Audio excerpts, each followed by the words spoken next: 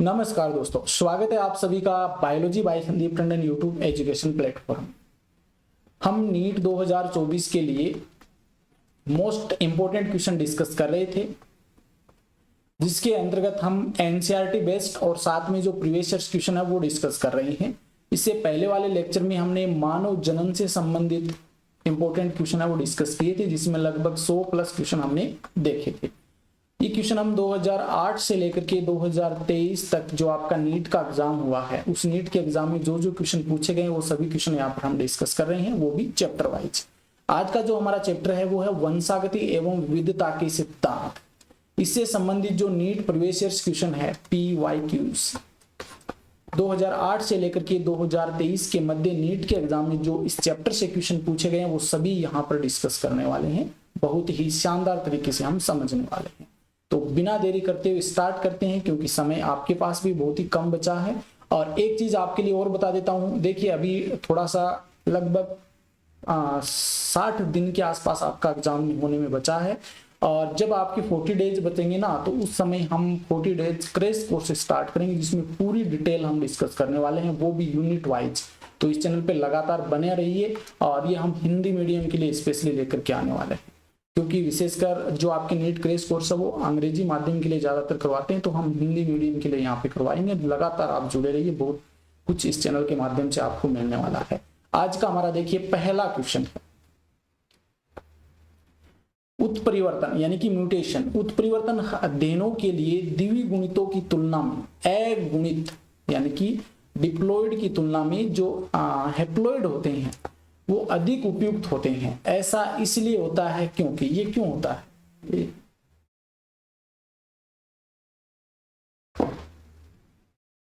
ऐसा इसलिए होता है क्योंकि 2008 में ये क्वेश्चन पूछा गया है। सभी उत्परिवर्तन चाहे वे प्रभावी हो या फिर अप्रभावी, ये क्या करते हैं, अगुणित रूप में ही क्या अभिव्यक्त किए जाते हैं। जैसे हम बात करें कैपिटल आर स्मॉल आर की बात करते हैं, तो इसमें देखिए अगुणित आर को हम मान सकते हैं, ये टोटल अगर हमारी बात करें 46 क्रोमोसोम्स की बात करें, तो एक्स एक्स हम एग्जाम्पल ले सकते हैं। ये अपना प्रभाव अलग देगा, ये अपना प्रभाव अलग देगा। कहने का मतलब है कि अगुणित अवस्था में वह अपना क्या करते हैं, प्रभाव व्यक्त करते हैं। तो ये फर्स्ट ऑप्शन ही आपका यहाँ पे राइट हो जाएगा, फर्स्ट ऑप्शन राइट हो जाएगा।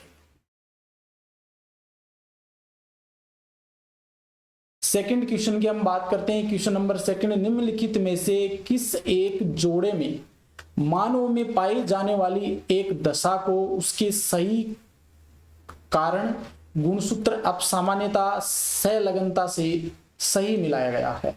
यानी कि इनमें से आपको बताना कि निम्नलिखित में से कुछ यहाँ पर डिजीज दे रखी हैं, इनमें से मनुष्य के अकॉर्डिंग आपको बताना कि कौन सा एक जोड़ा है जिसमें सही मिलान किया गया है। गुणसूत्र अपसामान्यता जो क्रोमोसोमल्स डिजीज होती हैं उनसे संबंधित यहाँ पर आपसे पूछा है। 2008 में ये क्वेश्चन पूछा गया है। पहला है गर्भ रक्ताणु मज्जा कोरकता अक्ष संलग्न। ये जो इरिथ्रोब्लास्टोसिस फिस्टेलिस होता है, ये अक्ष संलग्न होता है क्या? दूसरा डाउन सिंड्रोम 44 एलिंग सूत्र प्लस X0, यानी कि 44 तो ये एलिंग गुणसूत्र होते हैं और ये आपके लिंग गुणसूत्र होते हैं, जिसमें एक गुणसूत्र की कमी हो रही है। तो डाउन सिंड्रोम में क्या होता है, एक गुणसूत्र की वृद्धि होती है, ये हम सभी जानते हैं। एक गुणसूत्र की क्या होती है, वृद्धि होती है, ट्राइसोमी होती है। जबकि हम बात करें जो टर्नर सिंड्रोम होता है, टर्नर सिंड्रोम में क्या होता है, टर्नर सिंड्रोम में एक गुणसूत्र की कमी होती है। लेकिन यहाँ पर डाउन सिंड्रोम में एक गुणसूत्र की क्या कर दी, कमी कर दी। तो यही आपका राइट हो जाएगा। यही यहाँ पे सही मिलान पूछा, सॉरी सही मिलान, ये तो आपका गलत हो जाएगा, ठीक है ना, ये गलत हो जाएगा। आगे देखिए क्लाइनफेल्टर सिंड्रोम, इसमें 44 एलिंग गुणसूत्र होते हैं और एक अक्ष की बढ़ोतरी होगी। ये सही है आपका, क्योंकि एक अक्ष गुणसूत्र या दो अक्ष गुणसूत्र की वृद्धि हो जाए, 3 अक्ष की हो जाए, इस प्रकार से अगर वृद्धि हो अक्ष गुणसूत्र की, तो वो क्या करता है, क्लाइनफेल्टर सिंड्रोम डिजीज उत्पन्न करता। तो ये ऑप्शन थर्ड आपका सही दे रखा है यहाँ पे, ठीक है ना। ऑप्शन थर्ड, सेकंड में आपका ऑप्शन थर्ड राइट हो जाएगा। गर्भ रक्ताणु मज्जा कोरकता है तो एलिंग गुणसूत्र रोग है, ठीक है। वर्णांधता ये अक्ष संलग्न रोग, वाई नहीं है, अक्ष संलग्न रोग है, अक्ष संलग्न रोग है। तो ये भी आप ध्यान में रखना। नेक्स्ट हम बात करते हैं क्वेश्चन नंबर थर्ड की। क्वेश्चन थर्ड कह रहा कि आनुवांशिक कोड के विषय में कौन सी एक बात सत्य नहीं है। आनुवांशिक कोड जो जेनेटिक कोड है उनसे संबंधित आपको बताना कि कौन सी एक बात सत्य नहीं है। कितने देखिए टोटल 64 कोडोन होते हैं। 61 कोडोन ऐसे होते हैं जो कि क्या होते हैं, किसी न किसी एमिनो एसिड को कोड करते हैं। ठीक है, इनमें से आपका एक कोड होता है AUG, जिसे हम क्या कहते हैं, आरंभक कोडोन या इनिशिएशन कोडोन कहा जाता है। और 3 कोडोन ऐसे होते हैं जो किसी भी एमिनो एसिड को कोड नहीं करते, जिन्हें हम समापन कोडोन कहते हैं। ये आपको ध्यान में रख लेना है। अब इनकी जो लक्षण होते हैं ना, उनसे क्वेश्चन पूछा कि ये अपकर्षित होते हैं, ठीक है, ये असंदिग्ध होते हैं। देखिए सत्य नहीं, मतलब गलत पूछा है, 2008 में ये पूछा गया है 9 में। असंदिग्ध होते हैं, ठीक है। mRNA में कोडोन एक गैर संलग्न रूप में पढ़ा जाता है, ये गलत हो जाएगा। ये कह रहा है कि यहां पर मान लीजिए AUG है, यहां पर GUG है, तो और बीच में आ गया आपका ये हो जाएगा आपका GAG हो जाएगा। ठीक है, इस प्रकार से है। अगर ये पढ़ने के बाद सीधा ये पढ़ लिया जाता है, ये ऐसा नहीं होता, एक सीक्वेंस के अनुसार ये चलता है। तो यहां पर ये जो आपका थर्ड ऑप्शन है ना, ये ही गलत हो जाएगा। थर्ड ऑप्शन यहाँ पे गलत हो जाएगा। mRNA में कोडोन एक गैर संलग्न रूप में पढ़ा जाता है, ये गलत हो जाएगा। एक सीक्वेंस में पढ़े जाते हैं, लगभग सार्वत्रिक होते हैं, ये सभी जगह समान होते हैं, चाहे वो मनुष्य में देख लो, चाहे बैक्टीरिया के अंदर देख लो, सभी में ये समान रूप से देखने को मिलते हैं। अगर कोई एमिनो एसिड है, उसको हमारा जो कोडोन है वो हमारे अंदर किसी एमिनो एसिड को कोड करता, तो वो बैक्टीरिया में भी उसी एमिनो एसिड को कोड करेगा। 4 नंबर का क्वेश्चन है, आम लोगों में सर्वाधिक जाना पहचाना रक्त समूह ABO रक्त समूह है, ABO। इसे ABC न कह के ABO का नाम दिया गया, मतलब ABC न कह के ABO नाम दिया गया। ठीक है, क्योंकि इसमें O क्या दर्शाता है, क्या कारण है कि इसे ABO कहा गया, ABC क्यों नहीं कहा गया। देखिए यहां पर क्या होता है कि आपकी जो RBC हो ना, RBC, उस RBC के ऊपर एंटीजन पाए जाते हैं, एंटीजन पाए जाते हैं। ठीक है, और जो आपका प्लाज्मा होता है, प्लाज्मा, उस प्लाज्मा में पाए जाते हैं एंटीबॉडी, ये ध्यान में रख लेना। ठीक है, एंटीबॉडी पाए जाते हैं। और यहां पर देखिए ऑप्शन कौन सा होगा आपका, क्वेश्चन नंबर 4 की हम बात करें। देखिए RBC में क्या होता है, RBC के अंदर A एंटीजन पाया जाता है, B एंटीजन पाया जाता है, और RBC के ऊपर कोई भी एंटीबॉडी नहीं पाई जाती है। इस कारण क्या कर दिया, इसका नाम है वो AB रख दिया, ABO तंत्र रखा गया। तो RBC पर AB एंटीजन दोनों पाए जाते हैं, प्रतिजन इन पर नहीं होता। प्रतिजन या एंटीबॉडी जो होती है प्लाज्मा में होती है, इसी कारण इसका नाम ABO रखा गया। 2009 में ये क्वेश्चन पूछा गया, बहुत ही महत्वपूर्ण क्वेश्चन है। 5 नंबर का क्वेश्चन है, DNA अर्ध संरक्षित प्रतिकृति सेमी कंजर्वेटिव रेप्लिकेशन सर्वप्रथम किसमें प्रदर्शित किया गया। देखिए किसने प्रदर्शित किया, एक तो ये क्वेश्चन बनता है, इसका आंसर आप कमेंट बॉक्स में दीजिए। और एक क्वेश्चन ये बनता है कि किसमें प्रदर्शित किया गया, ये आपको बताना है। ये आपको मैं बता देता हूं, आपको क्या बताना है, किसने प्रदर्शित किया और किसमें किया गया। तो ये किया गया आपका एस्चेरिचिया कोलाई में, ई कोलाई जिसे हम कहते हैं, इसमें किया गया। और AIPMT 2009 में यहां से क्वेश्चन पूछा गया है। आगे देखिए क्वेश्चन नंबर 6, ये आपका जो वंशावली चार्ट है उससे ये क्वेश्चन पूछा गया है। 6 नंबर का क्वेश्चन देखिए, यहाँ पर ये एक डायग्राम दिया गया है, 2009 में ये क्वेश्चन पूछा गया था, वंशावली चार्ट। इस डायग्राम को समझना है, और डायग्राम को समझने के बाद ये डायग्राम क्या दर्शाता है, सिर्फ आपको ये चीजें हैं, आपके NCERT में डायग्राम दे रखा है, उसको एक बार अच्छे से देख लेना। उसके समझने के बाद आपका इसका आंसर सीधा का सीधा देना है, किसी प्रकार की डाउट नहीं होनी चाहिए। तो ये आपका जो एलिंग सूत्री अप्रभावी विशेषक टेट्राड जिसे कहते हैं के रूप में फिलाइन कीटोन यूरिया जैसी दशा का वंशागति दर्शाता है। ये ऑप्शन 4 आपका यहाँ पे राइट हो जाएगा। क्वेश्चन नंबर 7, उन प्रयोगों के कर्ता कौन थे जिनमें DNA को तोड़ा फोड़ा और निसंदेह रूप से खोजा गया कि आनुवांशिक कोड एक ट्रिपलेट होता है। यानी कि कौन है जिन्होंने आनुवांशिक कोड को ट्रिपलेट के रूप में पहचाना था, ये बताना है। ठीक है ना, आनुवांशिक कोड जो जेनेटिक कोड होते हैं उनको ट्रिपलेट के रूप में पहचाना था। AIPMT 2009 में ये क्वेश्चन पूछा गया है। देखिए नीरेनबर्ग और मथाई जो थे, इनको नोबेल प्राइज भी मिला था इसके लिए। तो आनुवांशिक कोड को ट्रिपलेट इन्होंने बताया, और कृत्रिम रूप से इनका संश्लेषण वो हरिगोविंद खुराना के द्वारा किया गया। क्वेश्चन नंबर 8 है, निम्नलिखित में से वह कौन सा एक जिससे मेंडल ने प्रभाविता के नियम के आधार पर स्पष्ट नहीं किया जा सकता। मतलब मेंडल के जो नियम है, प्रभाविता का नियम, उसके आधार पर इनमें से कौन सा एक है जिसे स्पष्ट नहीं किया जा सकता। 2010 में ये क्वेश्चन पूछा गया है। कहने का मतलब 3 तो स्पष्ट किए जा सकते हैं, एक नहीं किया जा सकता, वो हमें यहाँ पे देख के बताना है। कारक युग्म में होते हैं, ठीक, आगे देखते हैं। विशिष्ट लक्षण को नियंत्रित करने वाले जो विविध होते हैं, इकाई जो होती है वो क्या कहलाती है, कारक कहलाती है। वर्तमान में इसे ही जीन कहा जाता है, मेंडल ने इसे कारक कहा था। युग्म में से एक कारक प्रभावी होता है, दूसरा अप्रभावी होता है, ये ठीक है, एक डोमिनेंट और एक रिसेसिव होता है। युग्म विकल्प में कोई सम्मिश्र नहीं दर्शाते तथा दोनों लक्षण F2PD में ज्यों के त्यों प्राप्त होते हैं, ये गलत हो जाएगा। जैसे F1 में होते हैं वैसे F2 में होते हैं, ऐसा थोड़ी होता है, उससे चेंज लक्षण मिलेंगे। तो ऑप्शन 4 आपका यहाँ पे गलत हो जाएगा। क्वेश्चन नंबर 9 है, एक ऐसे पौधे का जीन प्रारूप जिसमें प्रभावी लक्षण प्रारूप दिखाई दे रहा हो, किसके द्वारा निर्धारित किया जा सकता है। कोई भी मतलब प्रभावी लक्षण है किसी भी पौधे की हम बात करें तो इस पौधे के अंदर F1 जनरेशन हमने प्राप्त की, और F1 जनरेशन में प्रभावी जो डोमिनेंट कैरेक्टर होते हैं वो हमें यहाँ पे दिखाई देते हैं। और जीन प्रारूप की हम बात कर रहे हैं यहाँ पर, जीन प्रारूप।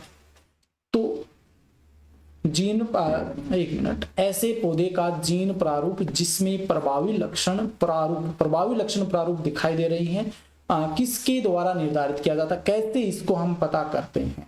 तो 9 नंबर का जो इसका आंसर जो होगा, 1 मिनट, 9 का आंसर यहाँ पर देखिए, ये ऑप्शन फर्स्ट और सेकंड दोनों हो जाए क्योंकि दोनों में एक ही दे रखा है। तो ये बैक क्रॉस बोल दो या टेस्ट क्रॉस बोल दो, इसे टेस्ट क्रॉस, इसी से पता लगाया जाता है उसका जीन प्रारूप या लक्षण प्रारूप क्या होगा। ऑप्शन यहाँ पर हम फर्स्ट और सेकंड दोनों को लगा लेते हैं, ठीक है ना, ध्यान में रखिए। क्वेश्चन नंबर 10 इंपॉर्टेंट क्वेश्चन है। मानव में एबीओ रक्त समूह का नियंत्रण जीन आई के द्वारा होता है, यानी कि एबीओ रक्त समूह है और इसका नियंत्रण आई के द्वारा होता है। इसके 3 एलील होते हैं, 3 एलील कौन से होते हैं, एक तो आई ए होता है, एक आई बी हो गया और एक आई ओ हो गया, ठीक है। चूंकि 3 भिन्न एलील हैं, अलग अलग हैं, इसलिए 6 भिन्न जीन प्रारूप बनते हैं। जीन प्रारूप 6 बन जाएंगे। कैसे बनेंगे देखिए, यहाँ पे बता देता हूँ, पेन दूसरा ले लें हम, ये वाला, ठीक है। आई ए जो होता है इसमें कौन कौन से देखिए, एक तो आई ए बन सकता है इसमें, और एक आई ए और आई ओ बन सकता है, ठीक है। ये आई ए और कर देते हैं, एक तो ये हो गया। आई बी की हम बात करें तो इसी प्रकार से आई बी हो जाएगा और एक हो जाएगा आई बी और आई ओ, ठीक है। आई ओ भी लिख देते हैं, सिर्फ आई भी लिखते हैं इसे, और एक होता है आई ए बी, इसका हो जाएगा आई ए और आई बी, ठीक है, एक ही बनता है इसका। और एक आई ओ होता है, इसका भी एक ही बनता है, आई ओ, ठीक। कितने हो गए देखिए, 1 2 ये 3 ये 4 और ये 5 और ये 6 जीन प्रारूप 6 यहाँ पे बताए गए हैं, ठीक है ना, ऐसे निकाल लेना। 6 क्या होती है, जीन प्रारूप की संभावना होती है। बताइए कुल लक्षण प्रारूप कितने हो, लक्षण प्रारूप बताने कितने होंगे। तो 10 नंबर के आंसर में क्या पूछा है कि लक्षण प्रारूप कितने हैं, तो लक्षण प्रारूप देखिए 4 हो जाएंगे। ये हो गई, ये जो दिखाए गए ना ये आपके लक्षण प्रारूप हो जाएंगे। तो ऑप्शन आपका 4 हो जाएगा। AIPMT 2010 में ये क्वेश्चन पूछा गया। 11 का क्वेश्चन है, नीचे दिए जा रहे कथनों में से द्विसंकर संकरण डाई हाइब्रिडाइजेशन से संबंधित सही कथन का चयन करना है। यहाँ पर सही कौन सा है, 2010 में ये क्वेश्चन पूछा गया है। तो 11 के क्वेश्चन की हम बात करें तो यहाँ पर सही कौन सा होगा, द्विसंकर संकरण से देखिए समान गुणसूत्र पर दृढ़ता से सहलगन जीन अत्यंत कम पुनर्योजन करते हैं, ये ठीक है। अगर दृढ़ता से जुड़े होंगे ना तो उनमें पुनर्संयोजन रिकॉम्बिनेशन बहुत ही कम देखने को मिलेगा, और वो दृढ़ता से या स्मूथली जुड़े होंगे तो उनमें पुनर्योजन या रिकॉम्बिनेशन वो बहुत ज्यादा होगा। तो ये ठीक है, आपका ऑप्शन फर्स्ट राइट हो जाएगा। 12 नंबर का क्वेश्चन है, मानव वंशावली विश्लेषण में निम्नलिखित में से कौन सा एक प्रतीक एवं जिस सूचना को प्रदर्शित करता है सही मिलाया गया है। मतलब एक प्रतीक दे रखा है, एक तरफ इसकी सूचना दे रखी है, तो इनमें से कौन सा जो सही रिप्रेजेंट किया गया है, सही मिलान किया गया है। 2010 में एक क्वेश्चन पूछा गया है। तो देखिए यहाँ पर ये जो डब्बा दे रखा ना, इसको ऐसे मिलाया गया है। इसका मतलब होता है कि ये सगे संबंधियों में या जो रिलेटिव होता है उसी से इसकी शादी हुई है। मतलब ऑप्शन सेकंड आपका राइट है कि संबंधियों से शादी को दर्शाता है, ये संबंधी से शादी को दर्शाता है। 13 नंबर का क्वेश्चन है, एंटीराइनम के 2 पौधे हैं, दोनों गुलाबी फूलों वाले हैं, इनके बीच संकरण करवाया गया। F1 पौधे में लाल गुलाबी और सफेद पुष्प प्राप्त हुए। देखिए दो पौधे हैं गुलाबी वाले, F1PD की हम बात करें तो यहाँ पर एक तो आपका रेड मिला, एक आपका पिंक मिला और एक आपका व्हाइट मिला, ठीक है, ये पुष्प मिले। और इनका जो प्रारूप है ये भी दे रखा है, जीन प्रारूप 1, 2 और 1, ठीक है। संकरण में उपयोग लाए गए दो पौधों का जीन प्रारूप क्या होगा संकरण में, यानी कि ये तो F1PD में है। अब यहाँ पे संकरण में जो पौधे काम में लेते ना, जिनमें दोनों के गुलाबी पुष्प थे, उनका जीन प्रारूप क्या होगा ये पूछा है। तो पुष्प के लाल रंग का निर्धारण कैपिटल R के द्वारा होता है और सफेद रंग का निर्धारण है वो स्मॉल r के जीन करते हैं, ठीक है। तो यहाँ पर 2010 में क्वेश्चन पूछा गया है, तो इस क्वेश्चन का आंसर देखिए 13 में, तो 13 का जो आंसर होगा देखिए यहाँ पर अब कैपिटल R है और एक स्मॉल r है, दोनों से युग्मक बनाएंगे ना, इसका कैपिटल R इसका स्मॉल r, ये बन जाएगा, ठीक है। तो इसका स्वपरागण करवाया गया क्योंकि गुलाबी पुष्प इसी के प्राप्त हुए, गुलाबी, इसका स्वपरागण करवाया गया, स्वपरागण से हमें ये प्राप्त हुआ, ठीक है, 1:2:1, ये वाला लाल गुलाबी सफेद प्राप्त हुए। जब पिंक वाले कैपिटल R स्मॉल r का स्वपरागण करवाते हैं तब। तो ऑप्शन थर्ड आपका राइट हो जाएगा। 40 नंबर का क्वेश्चन है कि वह संकरण जिसमें किसी जीव जो कि प्रभावी लक्षण प्रारूप दर्शाता हो, प्रभावी का जीन प्रारूप जानने हेतु अप्रभावी जनक के साथ संकरण किया जाता हो तो यह क्या कहलाता है। देखिए यहाँ पर कैपिटल टी है, यहाँ पर स्मॉल टी है, ठीक है, इनका संकरण करवाया, कैपिटल टी स्मॉल टी बन गया। अब ये जो प्राप्त हुआ ना, अगर इसको इन दोनों में से किसी के साथ करवाते तो उसे तो बैकक्रॉस कहते हैं, अगर इसका अप्रभावी के साथ करवाएंगे ना तो इसको हम क्या कह देंगे, इसको कह देंगे परीक्षण टेस्ट, परीक्षण क्रॉस कह देते हैं, और अंग्रेजी में इसे टेस्ट क्रॉस कहा जाता है, ये याद रख लेना, टेस्ट क्रॉस कहते हैं अंग्रेजी। तो यहाँ पर देखिए प्रभावी लक्षण है और इसका हम क्या करते हैं अप्रभावी जनक के साथ करवाते हैं, तो यहाँ पर परीक्षण क्रॉस हो जाएगा, ऑप्शन थर्ड आपका राइट हो जाएगा। 2010 में ये क्वेश्चन पूछा गया है। 15 नंबर का क्वेश्चन है एबीओ रक्त समूह का नियंत्रण जीन आई के द्वारा होता है। एबीओ ये हमने बात भी कर ली है पहले कि इनका नियंत्रण आई जो है जीन इसके द्वारा होता है। इसके 3 एलील होते हैं, 3 युग्म विकल्पी होते हैं, IA और IB और IO होता है, ये 3 एलील होते हैं एवं उनमें सहप्रभाविता भी होती है, सहप्रभाविता भी इनमें पाई जाती है। देखिए IA IB जो पढ़ते हैं ना, ये ऐसा ब्लड ग्रुप होता है जिसमें AB ब्लड ग्रुप सुना होगा आपने नाम, जो सर्वग्राही होता है। इस ब्लड ग्रुप के अंदर क्या होता है, सहप्रभाविता का एग्जाम्पल मानते हैं, सहलगनता या सहप्रभाविता, दोनों अपना प्रभाव व्यक्त करते हैं। इनके 6 जीन प्रारूप होते हैं, जीन प्रारूप हम पहले डिस्कस कर चुके हैं कौन कौन से होते हैं। बताइए कुल लक्षण प्रारूप कितने होंगे। लक्षण प्रारूप भी हम डिस्कस कर चुके हैं पीछे, इससे पहले वाले क्वेश्चन में हमने बात की थी लक्षण प्रारूप कौन से होते हैं, तो ये भी हम डिस्कस कर चुके हैं, 4 होते हैं टोटल। तो देखिए कौन कौन से, IA IB और IAB और IO हो जाएगा, ये लक्षण प्रारूप होते हैं, याद रख लेना। 60 नंबर का क्वेश्चन है जेनेटिक मैप वह है जो, जेनेटिक मैप वह है जो 16 नंबर का क्वेश्चन है। और 16 नंबर का क्वेश्चन जो कि यहाँ पर डेट नहीं लगाई, ये भी आपका AIPMT में पूछा गया है, तो 16 नंबर के क्वेश्चन का जो आंसर हो जाएगा, तो गुणसूत्र पर जीन स्थलों को जो स्थापित करता है वही क्या कहलाता है, जीन मैप कहलाता है। गुणसूत्र के कौन कौन से स्थल है जहां पर उनको रिप्रेजेंट किया जाता है। आगे देखिए जीन म्यूटेशन में एडेनिन गुआनिन द्वारा प्रतिस्थापित होता है। एडेनिन है ये गुआनिन द्वारा प्रतिस्थापित कर दिया जाता है, तो यह क्या है, मतलब एडेनिन गुआनिन, एडेनिन है पहले से और उसके स्थान पर कौन आ जाता है, एडेनिन गुआनिन द्वारा, एडेनिन के स्थान पर गुआनिन आ जाता है, तो ये किस प्रकार का जीन म्यूटेशन कहलाता है। 17 के क्वेश्चन का आंसर हो जाएगा ट्रांजिशन कहलाता है, संक्रमण कहते हैं हिंदी में इसे, संक्रमण म्यूटेशन या उत्परिवर्तन। एक फ्रेम शिफ्ट होता है और एक यहाँ पर दूसरा ये ट्रांसवर्जन भी होता है, ठीक है ना, फ्रेम शिफ्ट होता है, एक विलोपन और एक एडिंग प्रकार से भी होता है, ठीक है ना। 3rd नंबर इसमें आंसर हो जाएगा। 80 नंबर का क्वेश्चन है निम्नलिखित में से वह कौन सी दशा है जिसमें दिए जा रहे उदाहरण के संदर्भ में लिंग निर्धारण की सही विधि बताई गई है। 4 ऑप्शन दे रखे, इनमें से सही विधि कौन सी है लिंग निर्धारण से संबंधित, ये आपका इंपॉर्टेंट क्वेश्चन है क्योंकि यहाँ से क्वेश्चन जरूर बनता है। इस चैप्टर से आपसे 4 से 5 क्वेश्चन पूछे जाते हैं, 3 से 5 कर लीजिए, 3 भी आ जाते हैं और 5 तक भी आ जाते हैं, तो यहाँ से क्वेश्चन है बहुत ही महत्वपूर्ण पूछा जा सकता है। देखिए समयुग्मजीय लिंग गुणसूत्रों से पक्षियों में मादा से मादा से सेक्स का निर्धारण किया जाता है। मादा से सेक्स का निर्धारण होता है, मादा से तो होता है लेकिन जेड जेड नहीं होता। पक्षियों में क्या होता है, एकमात्र होता है ये वर्ग तंत्र जिसके अंतर्गत विषम युग्मजी होता है, ये जेड डब्ल्यू होता है और ये क्या होती है, मादा ही होती है पक्षियों के अंदर। इसी के अंदर क्या होता है, मादा के द्वारा सेक्स का निर्धारण होता है। देखिए ये तो गलत हो गया आपका।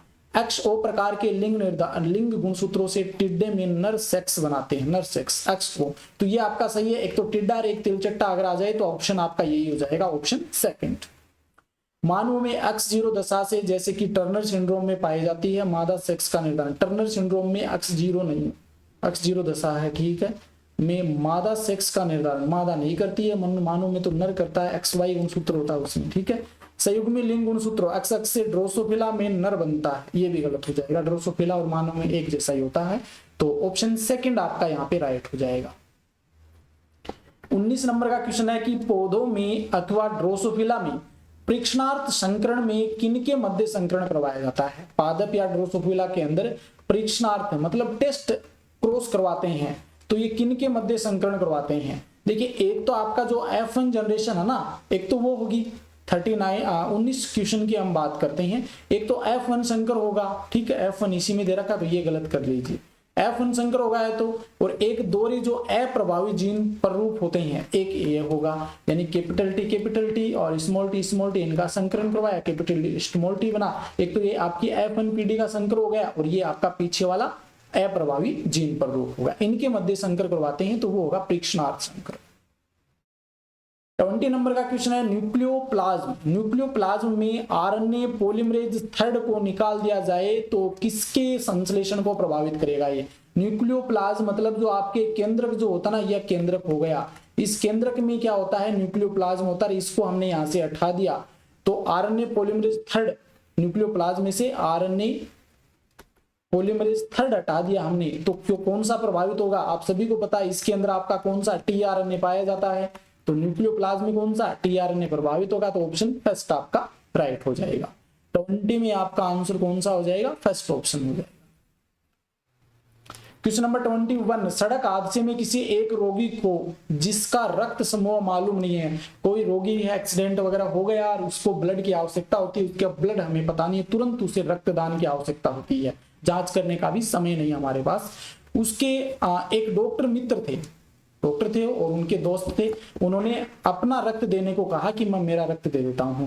इस रक्तदाता डॉक्टर का रक्त समूह क्या होगा, ये डब्बे से बने ना, मैं जब एडिटिंग करूंगा तो उस समय अच्छे से कर देंगे इसको, ये क्या होगा कई बार प्रिंटिंग में हो जाता है, तो जो यहाँ पर डॉक्टर रक्त दे रहा है उसका रक्त समूह क्या होगा ये बताना है। देखिए हम सभी जानते हैं A blood group, B blood group, C और सॉरी सी तो होता ही नहीं है, ए बी होता है ना, ए बी और आपका ओ होता है, थोड़ा सा समझ लेना यहाँ पे क्योंकि यहाँ से आगे के भी क्वेश्चन हल कर होने वाले हैं। देखिए ए ब्लड ग्रुप जो होता है ये अपने आप से रक्त ले सकता है, एक आपका ओ से रक्त ले सकता है, ठीक है, दूसरा हम इससे बना देते हैं।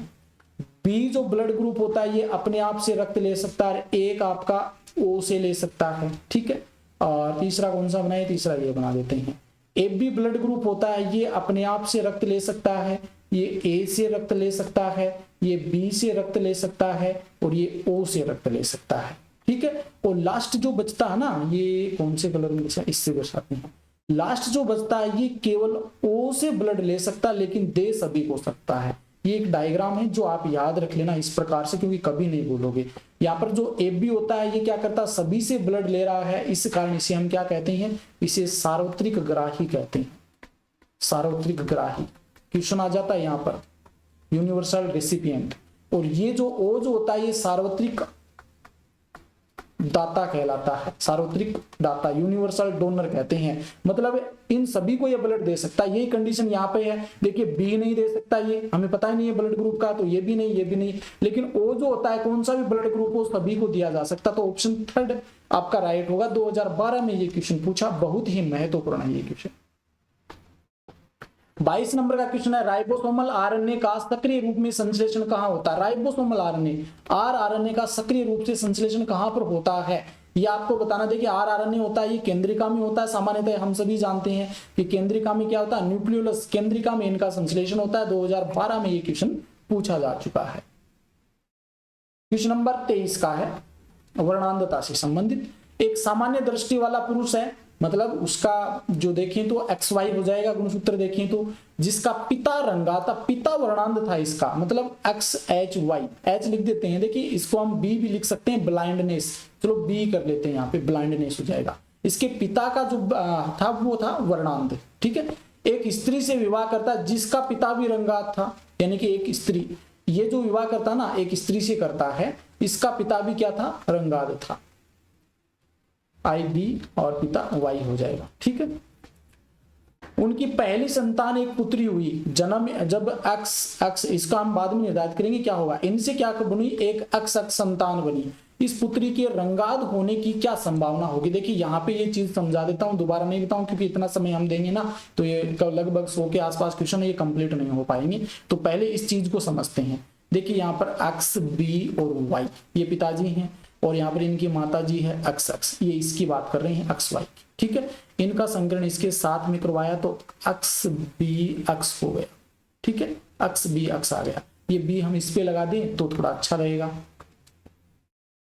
ये इस पे लगा देते हैं, इसका मतलब ये जो मादा बनी ना ये वाहक होती है इस रोग की। अब इसका हमने इसके साथ संकरण करवाया तो ये XB हो गया, ये भी क्या हो गई, वाहक होती है माता।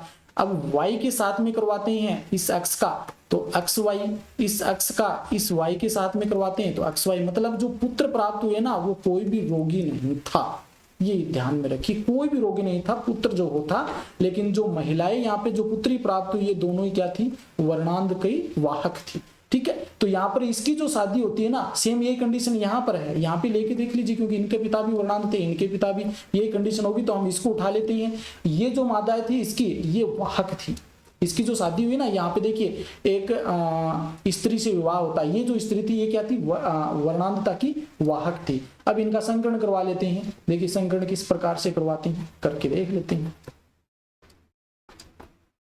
अब इसका संकरण हम इस X के साथ करवाएंगे तो ये तो XX आ गया, ये पुत्री सामान्य हुई, इस X का इसके साथ में करवाएंगे तो XB ये वाहक हो गई, ठीक है। इस Y का इस X के साथ कराएंगे तो XY हो गया, इस Y का इस X के साथ कराएंगे तो XY हो गया, मतलब पुत्र जो प्राप्त हुए ना ये तो सामान्य थे, कोई रोग नहीं था इनमें, ये याद रख लेना। और जो महिला यहाँ पर बोली एक तो थी क्या, सामान्य, और एक थी वाहक, इसका मतलब यहाँ पे वर्णांध तो हमें मिली नहीं, वर्णांध तो हमें, रोगी तो हम यहाँ पे मिली नहीं। रोगी कब होती, जब XB और XB दोनों पे क्या होती, ये जीन उपस्थित होती तब रोगी होती, लेकिन एक पे ही है, इसका मतलब ये वाहक है। तो 23 का जो आंसर हो जाएगा ना वो ऑप्शन 2 हो जाएगा, 0 होगा प्रतिशत। यहाँ पे 2012 में ये क्वेश्चन पूछा जा चुका है। देखिए मैंने अच्छे से आपको ये चीज समझा दी, क्लियर कर दी, आगे 2-3 क्वेश्चन और आएंगे, वहां पे 1-2 बार और कर दूंगा, फिर आपको इसमें दिक्कत नहीं आनी चाहिए। 24 नंबर का क्वेश्चन है, एक मेंडलीय संकरण जिसमें F2PD में पाया गया कि जीन प्ररूपी तथा लक्षण प्ररूपी दोनों का एक समान अनुपात आता है। एक तो जीनोटाइप जो होता है, जीनोटाइप, और एक फिनोटाइप, ये दोनों ही सेम आते हैं। सेम क्या आते हैं, 1:2:1 ये आता है। तो ये मामला क्या कंडीशन हो सकती है, सहप्रभाविता, द्विसंकर संकरण, संपूर्ण प्रभाविता या एक संकर संकरण, असंपूर्ण प्रभाविता या एक संकर संकरण। तो 24 की हम बात करें, थोड़ा सा इसमें समझना, ये जो कंडीशन होती है ना ये क्या होती है, असंपूर्ण प्रभाविता या अपूर्ण प्रभाविता की कंडीशन होती है। मतलब अपना प्रभाव ये दोनों नहीं दिखा पाते, वो सफेद पुष्प वाला जो हो जाएगा, देखिए रेड पुष्प हो गया, और एक आपका ये स्मॉल r से ले लेते हैं व्हाइट पुष्प, इनका संकरण करवाया कैपिटल R स्मॉल r, ये जो हमें प्राप्त हुआ गुलाबी रंग के पुष्प प्राप्त हुए। 100 परागण करवाने पर हमें यही जो अनुपात है यही प्राप्त होता है, एक तो लाल, 2 गुलाबी और 1 सफेद, ये हम पहले डिस्कस कर चुके हैं। तो ये क्या हो जाएगा, ऑप्शन 4 हो जाएगा, असंपूर्ण अप्रभाविता वाला एकल संकरण हो जाएगा, ये अप्रभाविता वाला एकल संकरण। 24 का आंसर 4 हो जाएगा। 2012 में ये क्वेश्चन पूछा गया है। 25 नंबर का क्वेश्चन है, निम्नलिखित में से 4 कथन दिए गए A से D, और इनको पढ़ना है, पढ़ने के बाद बताना कि कितने कथन यहाँ पे सही दे रखे हैं, ये बताना है कितने कथन सही हैं। देखिए ट्रांसक्रिप्शन में एडेनिन यूरेसिल के साथ जोड़ा बनाता है, ठीक है, ये देखते हैं आगे। 2012 में पूछा गया ये क्वेश्चन। रिप्रेशर द्वारा लेक ओपेरिन के नियमन को धनात्मक नियमन करता है, ये गलत हो जाएगा, क्योंकि रिप्रेशर जो होती है ये तो ऋणात्मक नियमन करती है, ठीक है। मानव जीनोम में लगभग 50,000 जीन होते हैं, ये भी गलत है, 30,000 जीन होते हैं, ये हम पढ़ चुके हैं। हीमोफीलिया एक लिंग सहलगन अप्रभावी रोग है। हीमोफीलिया एक लिंग सहलगन, हीमोफीलिया लिंग सहलगन, ठीक है, लिंग सहलगन होती है क्योंकि एक्स के ऊपर पाया जाता है, तो लिंग सहलगन ये भी ठीक है। मतलब एक तो ये और एक पहले वाला, दो सही है, ऑप्शन 4 आपका राइट हो जाएगा। देखिए ये थ्योरी में आपको करवा चुका हूं वन शॉट के रूप में, अगर आपने वो लेक्चर नहीं देखा ना तो वो देखिए, अच्छे से समझ में आ जाएगा आपको, फिर इन आंसर क्वेश्चंस को आप डिस्कस करना। परीक्षणार्थ संकरण किस लिए किया जाता? परीक्षणार्थ टेस्ट क्रॉस क्यों किया जाता है? टेस्ट क्रॉस क्यों करते हैं? देखिए टेस्ट क्रॉस क्यों करते हैं? जांच करने के लिए करते हैं। एक पौधे का F2 पर जीन प्रारूप निर्धारित करने के लिए किया जाता है। देखिए F1 में जो प्रारूप प्राप्त हुआ, जब हम F1 में जो कैपिटल टी स्मॉल टी प्राप्त हुआ ना, ये अब पीछे हम संकरण करवाएंगे तभी तो हमें पता चलेगा इसका जीन प्रारूप क्या है, तब इसका स्वपरागण करवाएंगे तो हमें FTPD का प्राप्त हो जाएगा। ठीक है, तो 4th ऑप्शन हो जाएगा। 2012 में ये क्वेश्चन पूछा गया था। 27 नंबर का क्वेश्चन है, म्यूटेशन यानी कि उत्परिवर्तनों की विचारधारा को किसने प्रस्तुत किया? देखिए यहां पर सीधा इनाम आना चाहिए आपका डी विरिज, कुछ भी नहीं देखना है, डी विरिज याद रख लेना। देखिए ग्रेगर जॉन मेंडल नहीं, आर डी विनबर्ग नहीं, चार्ल्स डार्विन नहीं, ह्यूगो डी विरिज होगा, जिसने सायकालीन नहीं, ये इवनिंग प्रिमरोज नाम है इसका, इवनिंग प्रिमरोज। ठीक है, इवनिंग प्रिमरोज पर इन्होंने काम किया। 28 नंबर का क्वेश्चन है, उत्परिवर्तनों के संबंध संदर्भ में निम्नलिखित में से कौन सा एक कथन गलत दे रखा? म्यूटेशन से संबंधित यहाँ पर गलत कथन कौन सा है? 2012 में ये क्वेश्चन पूछा गया था। तो 28 के क्वेश्चन की हम बात करें, देखिए कैंसर कोशिकाओं में साधारणतः गुणसूत्रों में विपथगमन हुआ देखा जाता है, विपथगमन हुआ देखा जाता है। यहाँ पे नहीं, यहाँ पे निशान लगाता हूँ, ये आपका सही है। यूवी तथा गामा किरणें उत्परिवर्तन जन्य होती है। यूवी अल्ट्रावायलेट किरणें और गामा किरणें ये क्या करती है? म्यूटेशन उत्पन्न करती है।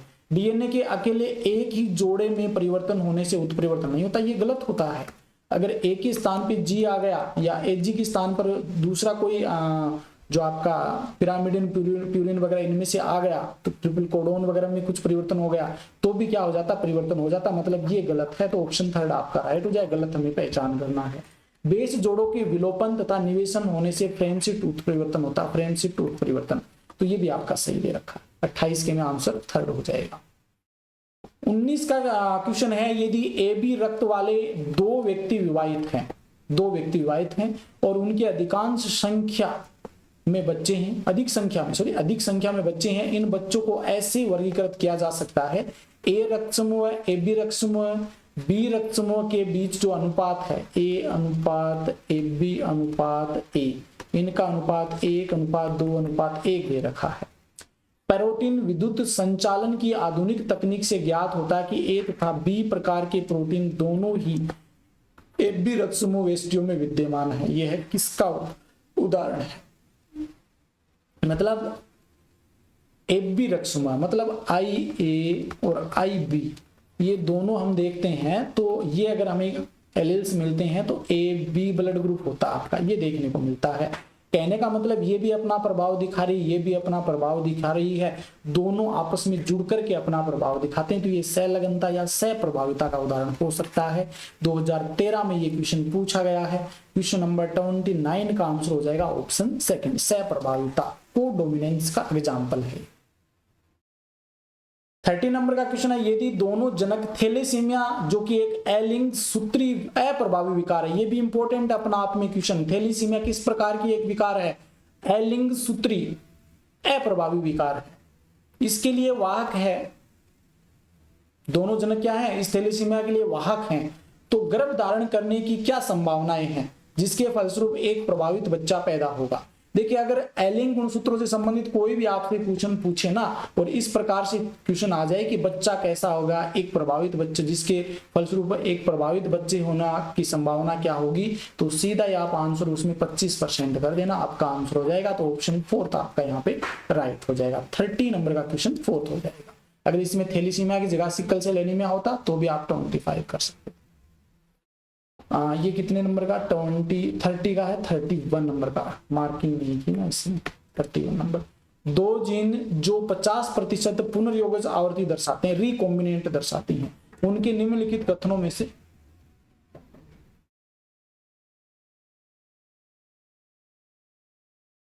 दो जीन जो 50% पुनर्योगित आवृत्ति दर्शाते हैं, उनके लिए निम्नलिखित कथनों में से कौन सा सत्य नहीं है, इनमें से कौन सा कथन है जो सही नहीं है, यह बताना है। यदि जीन एक ही गुणसूत्र पर विद्यमान है तो प्रत्येक अर्धसूत्रीय विभाजन में एक से अधिक बार विनियमित होगी। देखिए इन क्वेश्चंस में आंसर बताना कि दो जीन है 50% पुनर्योगित आवृत्ति दर्शाती है, उनके लिए निम्नलिखित में से कौन सा कथन सत्य नहीं है। कौन सा कथन पुनर्योगित से संबंधित है तो गलत कथन है, तो यहाँ पे गलत कौन सा होगा, ये हो जाएगा। अगर जीन मजबूती से जुड़ी है, मजबूती से, तो उनमें रिकॉम्बिनेशन या जो क्रॉसिंग और या पुनर्योगज है वो नहीं होगा, रिकॉम्बिनेशन नहीं होगा, पुनर्योगज नहीं होगा। अगर मजबूती से जुड़ी है, स्मूथली जुड़ी है तो होगा, तो मतलब यही गलत हो जाएगा। जीन स्वतंत्र अभिवन दर्शाती है, जीन भिन्न गुणसूत्रों पर हो सकती है, और ये भी आपका सही है। 2013 में ये क्वेश्चन पूछा गया। 31 के बाद में क्वेश्चन आता है 32। ऐसे संकरण के द्वारा कौन सा मेंडलीय विचार प्रदर्शित होता है जिसमें F1 PD दोनों ही जनकों से मिलती है। मतलब ऐसे संकरण के द्वारा कौन सा मेंडलियन विचार उत्पन्न होता है, प्रदर्शित होता है, जिसमें जो F1 PD प्राप्त होती है उसमें दोनों जनकों के लक्षण है वो प्रदर्शित होते हैं या प्राप्त होते हैं। तो अगर दोनों लक्षण 2013 में पूछा गया, दोनों लक्षण अगर साथ में प्रकट हो तो वो सहप्रभाविता होगी, कोडोमिनेंस होगा। ठीक है, अगर एक कर रहा है तो वो प्रभाविता का नियम हो जाएगा, अगर दोनों में से पूर्ण रूप से वो एक प्रभावी नहीं दर्शाता तो अपूर्ण प्रभाविता हो जाएगी। हीमोफीलिया के बारे में गलत कथन कौन सा, हीमोफीलिया रोग के बारे में गलत कथन कौन सा। नीट 2013 में क्वेश्चन पूछा गया कि रुधिर स्कंदन में निहित केवल एक प्रोटीन प्रभावित होती है। ठीक है, ये एक लिंग सहलगन रोग है, लिंग सहलगन रोग है। ठीक है, ये भी एक अप्रभावी रोग है, ये एक प्रभावी रोग है। देखिए अप्रभावी रोग है, ये ऑप्शन 4 जो होगा ये आपका गलत हो जाएगा। यहाँ पर ये तीनों ही ऑप्शन आपके सही हैं, तो 33 में आपका 4th ऑप्शन हो जाएगा।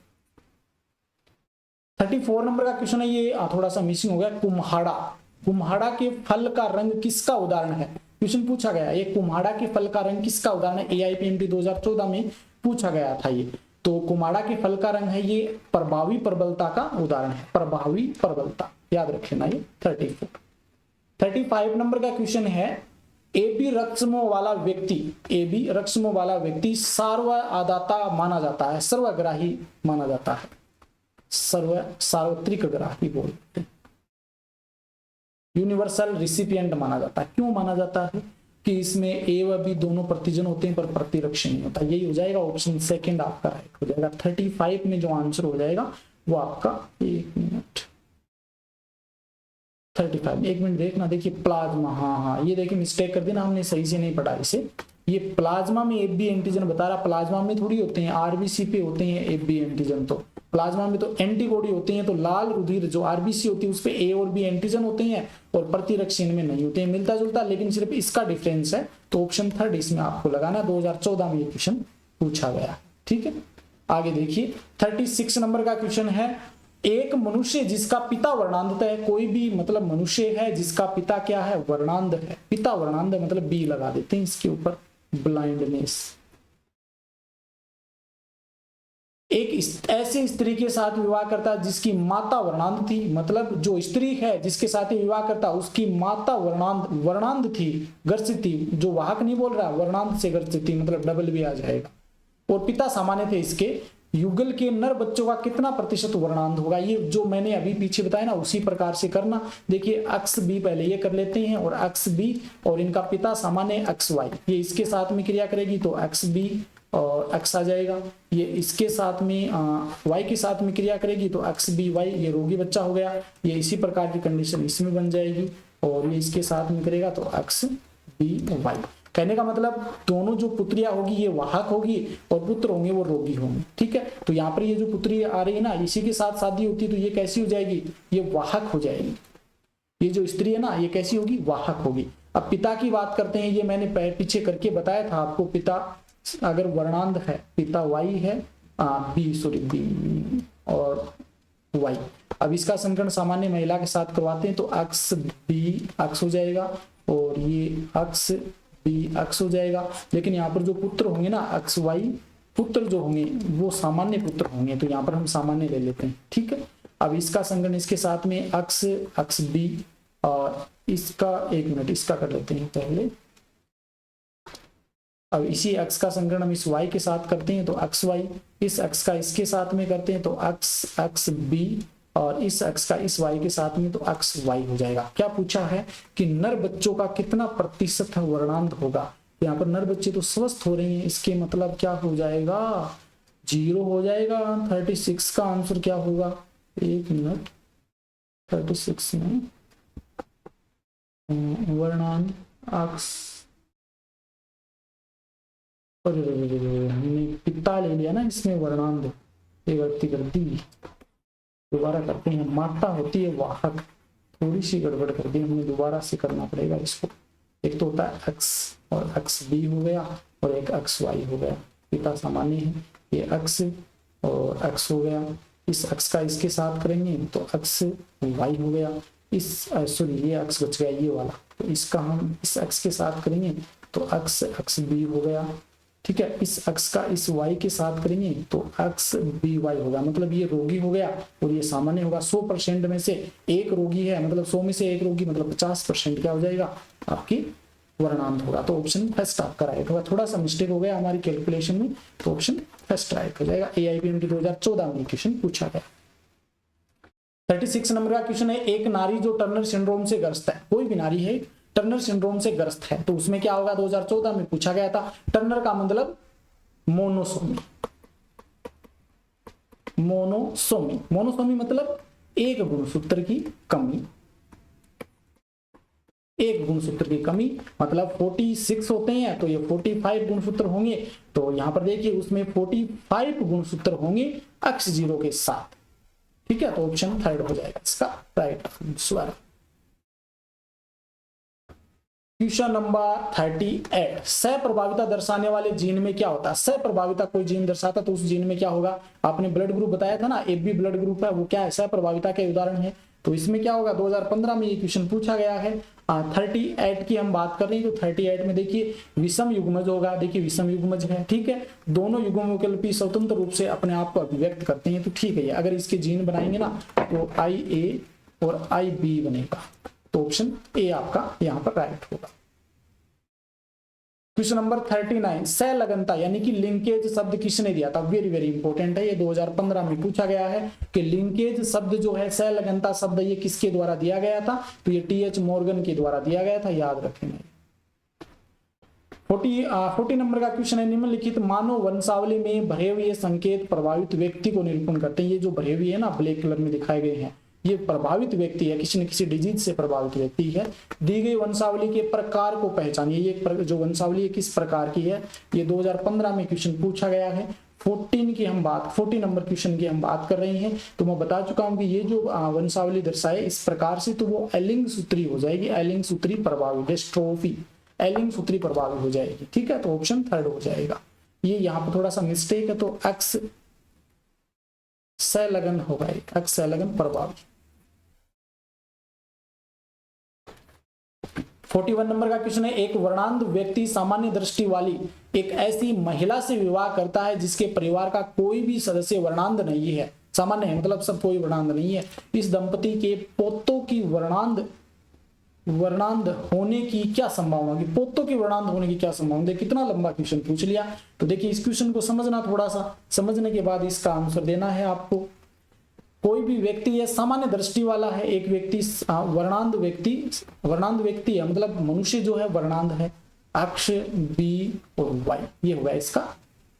और महिला से विवाह होता है जो कि स्वस्थ है, अक्ष, ठीक है, जिसके परिवार का कोई भी सदस्य वर्णांध नहीं है। इस दंपति के पोतों का पूछा है, तो पोतों का देखिए क्या होगा। अब यहाँ पर हम इसका संकलन करवा लेते हैं, अक्ष B अक्ष, ठीक है, इसका इसके साथ में अक्ष B अक्ष, और Y के साथ करवाते हैं तो अक्ष Y, और इसके साथ में कराते हैं अक्ष Y। तो यहाँ पर जो यह बेटे जो प्राप्त होते हैं संतति में, पुत्र जो प्राप्त होते हैं, ये सभी क्या है, सामान्य है, सभी सामान्य है। लेकिन जो पुत्रियां हैं, तो पुत्रियां वो ऐसा मतलब वाहक है रोगी की, तो पुत्रियों से थोड़ी पोता पैदा होंगे, पोते तो सामान्य जो इनके पुत्र हैं उनसे पैदा होंगे। तो 41 की हम बात करें तो यहाँ पर देखिए शून्य हो जाएगा, ऑप्शन थर्ड हो जाएगा, क्योंकि यहाँ पर जो इनके जो पुत्र है ना वो सामान्य होते हैं। 2015 में पूछा गया ये। 41 के बाद में क्वेश्चन नंबर आता है 42 मटर के पौधों पर अपने आदर्श प्रयोग में मेंडल ने किसका उपयोग नहीं किया था? मटर के पौधे पर इन्होंने प्रयोग किया था मेंडल ने, ग्रेगर जॉन मेंडल ने, जिन्हें जेनेटिक्स का फादर कहा जाता है, फादर ऑफ जेनेटिक्स। इसमें इन्होंने मेंडल के प्रयोग जो किया था मटर के ऊपर, उन्होंने कुछ लक्षण दिए थे। उन लक्षणों में से इनमें से कौन सा जो लक्षण नहीं है 2015 में क्वेश्चन पूछा गया है। एक तो लक्षण के जोड़े पूछे जा सकते हैं, अगर जोड़े पूछे तो 7 जोड़े लिए थे। युग्म विकल्पी या लक्षण पूछे जाते हैं, युग्म विकल्पी पूछे जाते हैं तो 14 हो जाएंगे, ठीक है। और ये आपको याद रखने पड़ेंगे। देखिए ये थ्योरी में करवा चुका हूं अच्छे से। बीज का रंग लिया था क्या, फल की लंबाई ली थी क्या, बीज का आकार लिया था क्या, फुस की स्थिति ली थी क्या, तो नहीं है। मतलब यहाँ पर कौन सा है जो कि गलत है इनमें से, उसकी पहचान करनी है। तो यहाँ पर देखिए बीज का रंग लिया था, बीज का आकार लिया था, फुस की स्थिति ली थी, लेकिन फल की लंबाई नहीं ली थी। लंबाई तो उस पेड़ की, पौधे की ली थी। 43 का एक बहुप्रभाविक जीन, एक बहुप्रभाविक जीन क्या होती है 2015 में ये क्वेश्चन पूछा गया है। बहुप्रभाविक जीन के बारे में आपको यहाँ पर बताना है। देखिए ये क्या करती है, एक वेष्टि में बहुविध लक्षणों को नियंत्रित करती है। बहुप्रभाविक जीन वो होती है जो कई लक्षणों का नियंत्रण करे, कई लक्षणों को नियंत्रित करती है, एक से अधिक लक्षणों को नियंत्रित करती है, ये याद। 44 नंबर का क्वेश्चन है, मनुष्य के एक बच्चा पैदा हुआ जिसमें लिंग गुणसूत्र अक्ष अक्ष है, ट्रिपल अक्ष अक्ष है। मतलब एक अक्ष की वृद्धि हो गई, और एक अक्ष की वृद्धि का मतलब आप समझ गए होंगे, क्लाइनफेल्टर सिंड्रोम। क्लाइनफेल्टर सिंड्रोम नाम याद रखें ना, थोड़ा सा जल्दी से लिख रहा हूं, क्लाइनफेल्टर सिंड्रोम। तो ये किस कारण हुआ, क्या कारण है कि उसमें एक गुणसूत्र की वृद्धि हुई, अक्ष गुणसूत्र की वृद्धि हो रही, तो मतलब महिला ही होगी, महिला में दिक्कत होगी, ठीक है। और यहाँ पर देखिए पिता का कोई लेना देना नहीं है, पिता वाले पे तो काट दीजिए। शुक्राणु का कोई लेना देना नहीं है, यहाँ पर भी शुक्राणु दे दिया, इसका भी कोई लेना देना नहीं है। लेकिन फोर्थ ऑप्शन देखिए यहाँ पर 44 के अंदर फोर्थ ऑप्शन राइट हो जाएगी कि मां में असामान्य अंडाणुओं के बनने से होता है। देखिए अक्ष गुणसूत्र का आपके पुरुष से कोई लेना देना नहीं है अगर अक्ष गुणसूत्र की वृद्धि हो रही है तो ऑप्शन अगर हाँ हो सकता है, अगर यहाँ पर पुरुष के बारे में पूछता, बच्चा पैदा हुआ ना तो पुरुष का भी हो सकता था। लेकिन इस जो क्वेश्चन के अकॉर्डिंग हम बात करें ना, तो क्वेश्चन के अकॉर्डिंग आपका आंसर देखिए अक्ष अक्ष दे रखा, अगर अक्ष अक्ष वाई होता ना तब हम पुरुष के ओर जाते। अगर ट्रिपल अक्ष दे रखा तो महिला की ओर जाएंगे, तो पुरुष से हमें यहाँ पे कोई लेना देना नहीं, तो ऑप्शन फोर्थ हो जाएगा। ठीक है, ध्यान में रख लें, 2015 में क्वेश्चन पूछा गया। ठीक है, दिक्कत होगी थोड़ी सी। ये क्या होता है, कई बार लगातार हम चलाते हैं तो ये प्रॉब्लम हो जाती है। हम कर देते हैं इसका सॉल्यूशन, क्योंकि इतनी देर से चला के रखते हैं ना तो लैपटॉप भी क्या गर्म हो जाता है। 44 का क्वेश्चन है, एक मिनट देखता हूँ सही चल रहा, हाँ 44 में ही है, कोई दिक्कत नहीं। 44 का क्वेश्चन हो गया। अरे इसको भी दोबारा से करना पड़ेगा क्या, कई बार क्या है कि एरर आ जाता है। ये इसका फोर्थ कर लेना आंसर, 2015 में पूछा गया था। इसके बाद में देखिए 45 नंबर का क्वेश्चन है, एलील होते हैं। एलील क्या होते हैं जी, युग्म विकल्पी होते हैं। 2015 में ये क्वेश्चन पूछा गया था। युग्म विकल्पी को हमें एलील कह देते हैं। तो फर्स्ट ऑप्शन हो जाएगा, जीन के विभिन्न आणविक रूप होते हैं, जैसे कैपिटल टी स्मॉल टी, ये एक जीन है, कारक है, तो इसमें ये एक युग्म विकल्पी और ये युग्म विकल्पी अलग अलग हो गए, तो ये होते हैं जीन के विभिन्न आणविक रूप। 46 नंबर का क्वेश्चन है, जीन एक से दूसरे सहलगन समूह पर चलन को क्या कहा जाता है। मतलब एक जीन है, वो एक जीन के एक से दूसरे सहलगन समूह पर चलन को क्या कहा जाता है। एक स्थान से दूसरे स्थान पर जीन चला गया तो इसको हम क्या करेंगे, स्थानांतरण कहते हैं ना। 46 में आपका फर्स्ट हो जाएगा ट्रांसफर या स्थानांतरण कह देते हैं, एक स्थान से दूसरे स्थान पर चला गया जीन। 47 नंबर का क्वेश्चन है, लैंगिक प्रजनन वाले जीवों की जनसंख्या में आनुवांशिक विभिन्नताओं का सबसे सामान्य प्रक्रम निम्नलिखित में से कौन सा है। लैंगिक प्रजनन करने वाले जीन है, उनकी जनसंख्या में जो आनुवांशिक विभिन्नता पाई जाती है उनमें सबसे सामान्य प्रक्रम कौन सा होगा इनमें से। 2015 में ये क्वेश्चन पूछा गया है। तो यहाँ पर देखिए पुनर्योजन होगा, पुनर्योजन, रिकॉम्बिनेशन जिसे हम कहते हैं, रिकॉम्बिनेशन। 2015 में ये क्वेश्चन पूछा गया, रिकॉम्बिनेशन। 48 का देखिए, बहुविकल्पी कहाँ उपस्थित होते हैं। बहुविकल्पी कहाँ उपस्थित होते हैं 2015 में पूछा गया, ये भी बहुविकल्पी के बारे में देखिए। 48 का जो आंसर हो जाएगा, ये गुणसूत्र के एक बिंदु पथ पर होते हैं। ऑप्शन फर्स्ट आपका राइट हो जाएगा। 49 नंबर का क्वेश्चन है, रुधिर वर्ग ए वाला एक व्यक्ति रुधिर वर्ग बी वाली एक महिला से विवाह करता है। एक का ब्लड ग्रुप ए है और एक का बी, दोनों आपस में विवाह करते हैं। उनके बच्चे में सभी संभव रुधिर वर्ग कौन से होंगे? 2015 में ये क्वेश्चन पूछा गया, बहुत ही इजी है, मैं आपको बता दिया हूँ कैसे कैसे आपको करना है। देखिए ए ब्लड ग्रुप है तो इसके एलील्स क्या बनेंगे? आई ए बन जाएगा और आई ए और आई, ये देखिए दो एलील बनते हैं, एक आई ए और आई ओ, एक तो ये बनता है। और बी ब्लड ग्रुप है तो आई बी और आई बी और आई बी आई ओ, ये एलील बनते हैं। अब इनका कोई सा भी लेके हम संकरण करवा देते हैं। देखिए कौन सा करवाएंगे? डिफरेंट एलील का करवा देते हैं, ये तो सेम ही है ना, तो डिफरेंट एलील ले लेते हैं यहाँ पे। ये ले लेते हैं, एक मिनट इसको मिटा देते हैं। देखिए पूरा मैं आपको यहाँ पर समझा के कर रहा हूँ, अगर अभी भी आपको समझ नहीं आ रहा है तो आप मेरे से कमेंट बॉक्स के करके बता देना, अच्छे से आपको अलग से समझा दूँ। देखिए एक तो हमने लिया आई ए और आई ओ ले लिया, एक हमने ले लिया आई बी और आई ओ ले लिया। चेकर बोर्ड बना लो अगर ऐसे नहीं हो रहा तो, और इसको 4 कॉलम में डिवाइड कर दो। पहला हम ये जो आई है इस आई बी के साथ करते हैं तो ये आई और आई बी आ गया, ये आई ए और आई बी आ गया। फिर हम इस आई ए का, एक मिनट,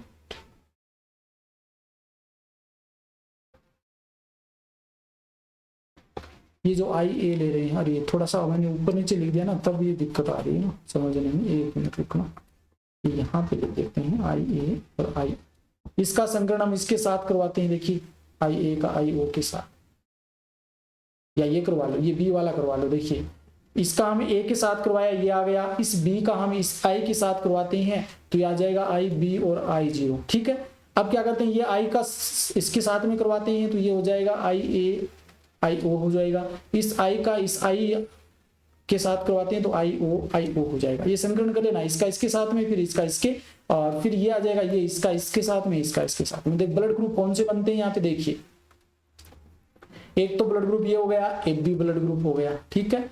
और एक ये बी ब्लड ग्रुप, पहले ए लिख देते हैं तो ए ब्लड ग्रुप यहाँ पे हो गया, ए ये बी ब्लड ग्रुप ये हो गया और ओ ब्लड ग्रुप हो गया, मतलब ये सभी ब्लड ग्रुप उपस्थित होते हैं तो ऑप्शन फर्स्ट आपका राइट हो जाएगा। 2015 में क्वेश्चन पूछा गया। 50 नंबर का क्वेश्चन है, मेंडल ने अपने प्रयोग में मटर के पौधे में विषम लक्षणों के कितने युग्मों का अध्ययन किया था? विषम लक्षणों के मतलब जोड़े के बारे में पूछा, 2015 में क्वेश्चन पूछा गया है। विषम लक्षण का मतलब जोड़ों के बारे में पूछा है। 50 नंबर का क्वेश्चन है तो ऑप्शन सेकंड हो जाएगा, 7 जोड़े, और वैसे पूछे तो 14 हो जाएगा इसका answer.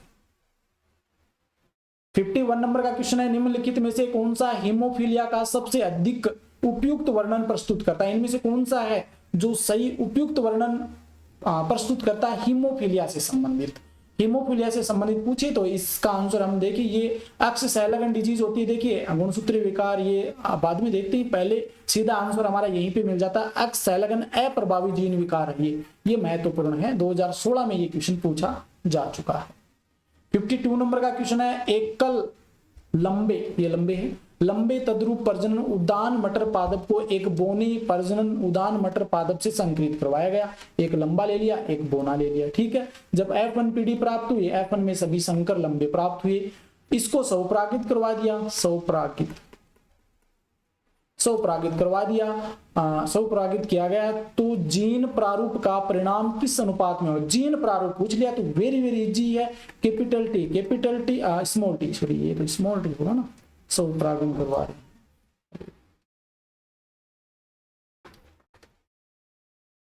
Capital T small T, checker board बनाओ, 4 ऑप्शन करो, इस टी का इस टी के साथ में, इस टी का इसके साथ में, और इस टी का इसके साथ में, इसका इसके साथ में, ठीक है स्मॉल टी, तो 1:2:1 हो गया। ये तो आपका जीन प्रारूप, लक्षण प्रारूप 3:1 हो गया, ठीक है। तो यहाँ पर पूछा क्या है, जीन प्रारूप किस अनुपात में होगा?